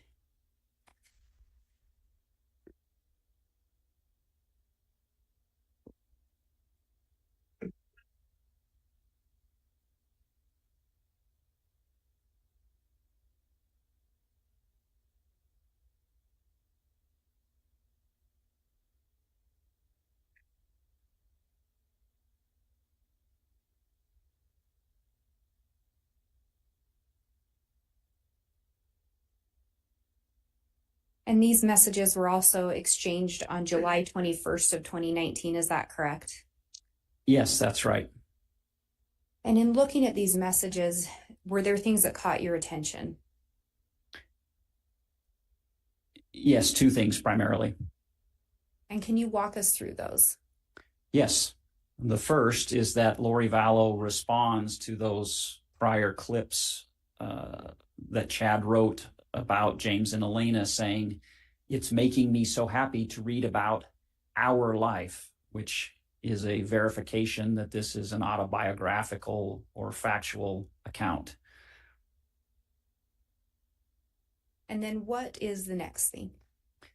The next is the line from Lori Vallow to Chad Daybell, which says, "I love you more than ever. I can't wait to be with you forever. I'm begging father and mother. That's my job tonight." To which Chad Daybell responds, "I will be right beside you, begging just as much. I need you desperately."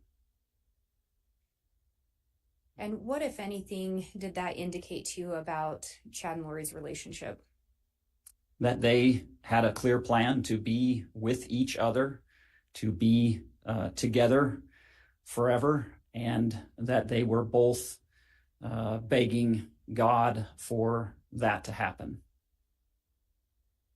And again, when these messages are being exchanged, is Tammy Daybell still alive? She is. In your review of these iCloud accounts, was there ever any indication of Chad planning on getting a divorce? None. Ever any indication of Chad planning on getting separated? No.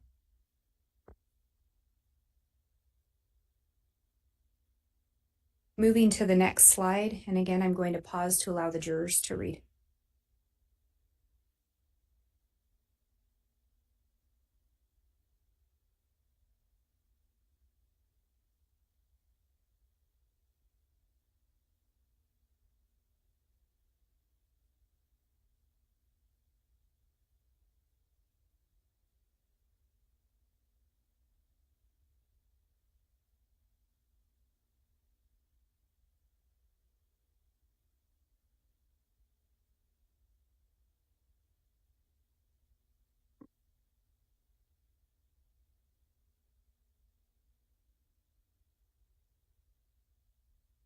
And could you please read the date of these messages into the record? July 22nd of 2019.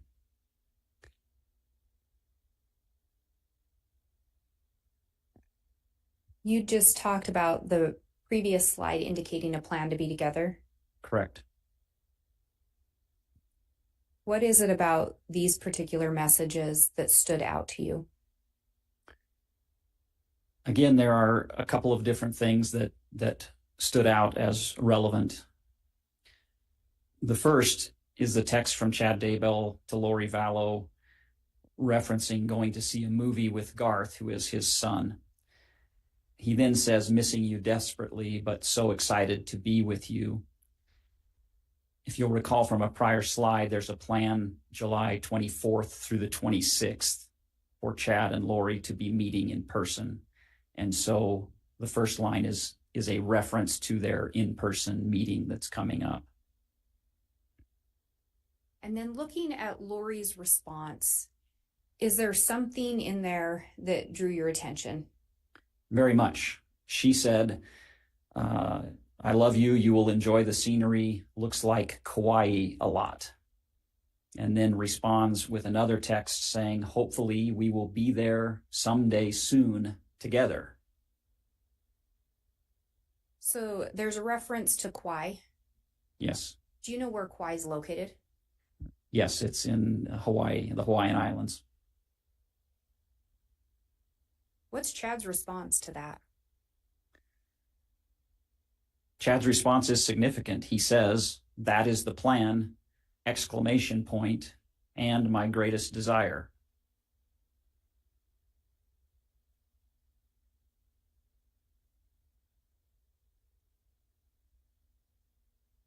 And then we talked about Kauai being in Hawaii. Looking at Chad's final sentence there of the last message, could you read that into the record? Yes. I look forward to being on a tropical island with you. I asked you earlier if you knew when Chad and Lori got married. Do you recall when that was? November 5th of 2019. Do you know where they got married? I do. Where was that? Kauai. Do you know where Chad and Lori relocated eventually after getting married? Kauai.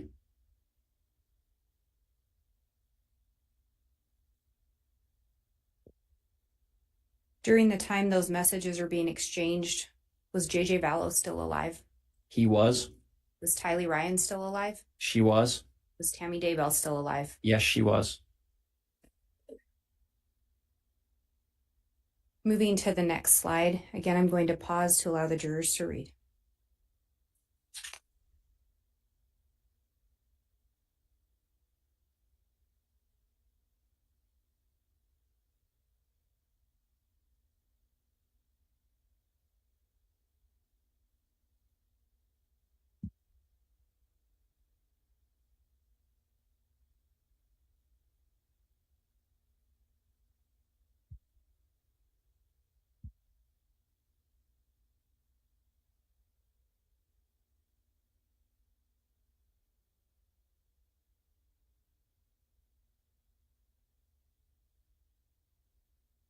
And Agent Hart, can you read the date these messages were sent into the record?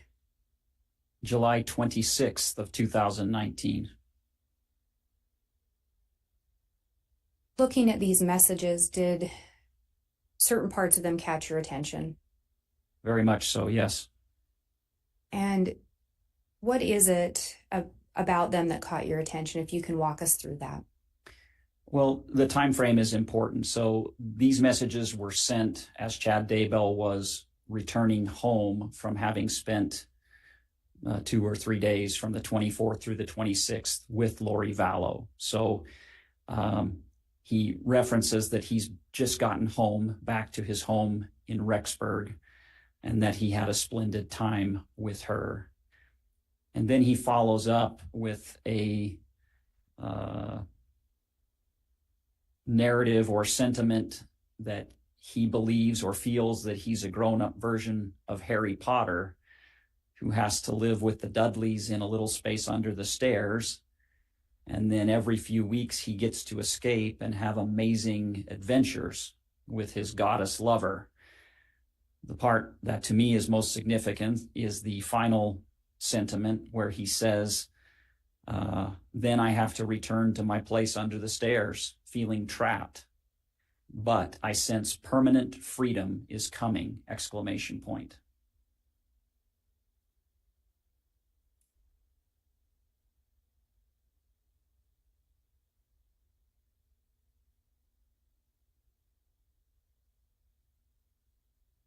And you indicated he just returned from the weekend or from the time with Lori, correct?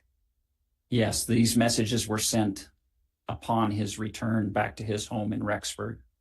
So he's referencing being back home with his family. He feels trapped. Correct.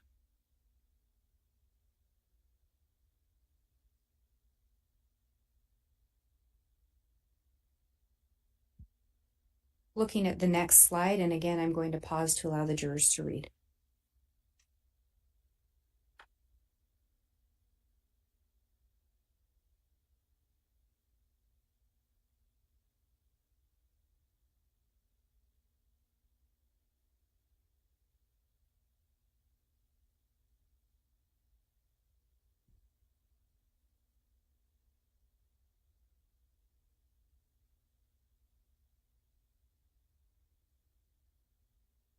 And Agent Hart, if you can read the date these messages were sent into the record. July 28th of 2019. What about these messages stood out to you? There's a couple of things. This is in reference, just for context, to a trip that Lori Vallow was planning to take with Melanie Boudreau and Alex Cox to Southern California.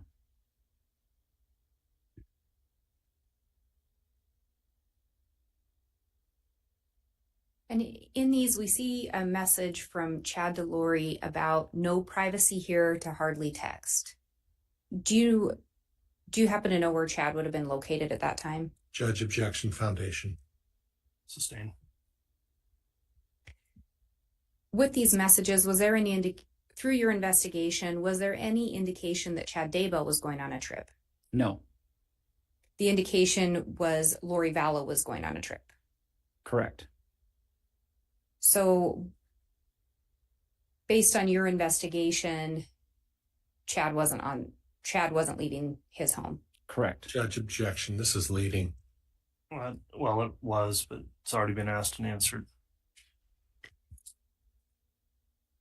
Then we see, looking at that third message on there, the text from Lori to Chad, is there something about that drew your attention?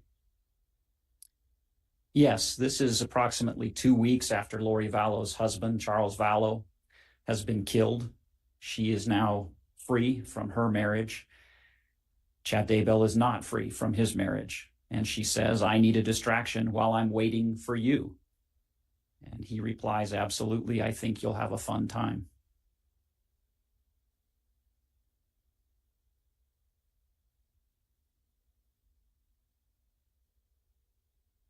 And turning to the next slide, I'm going to pause to allow the jurors to look at these.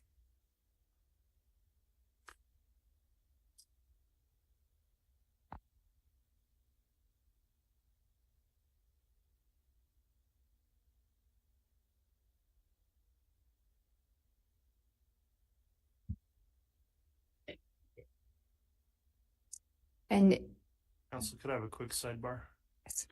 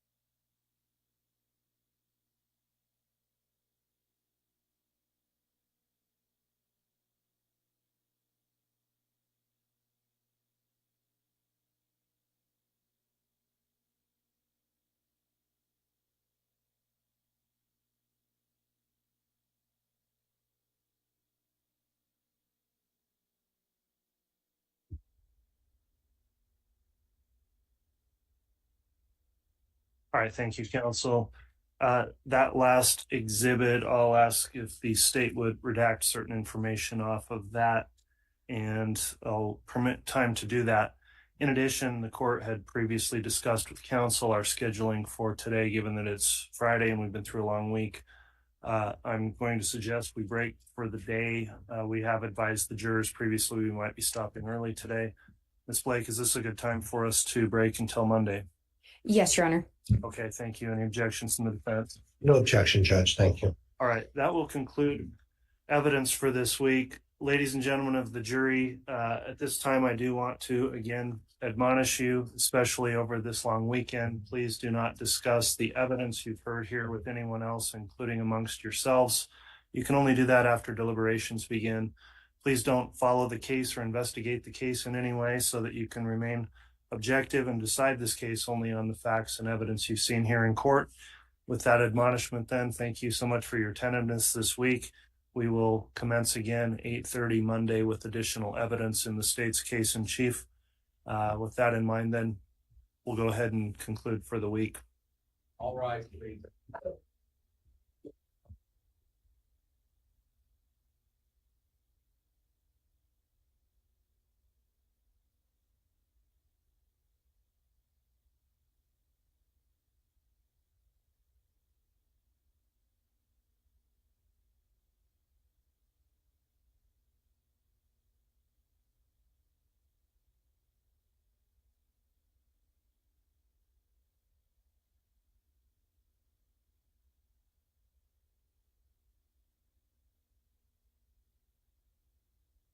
All right, thank you, everyone. We'll be in recess.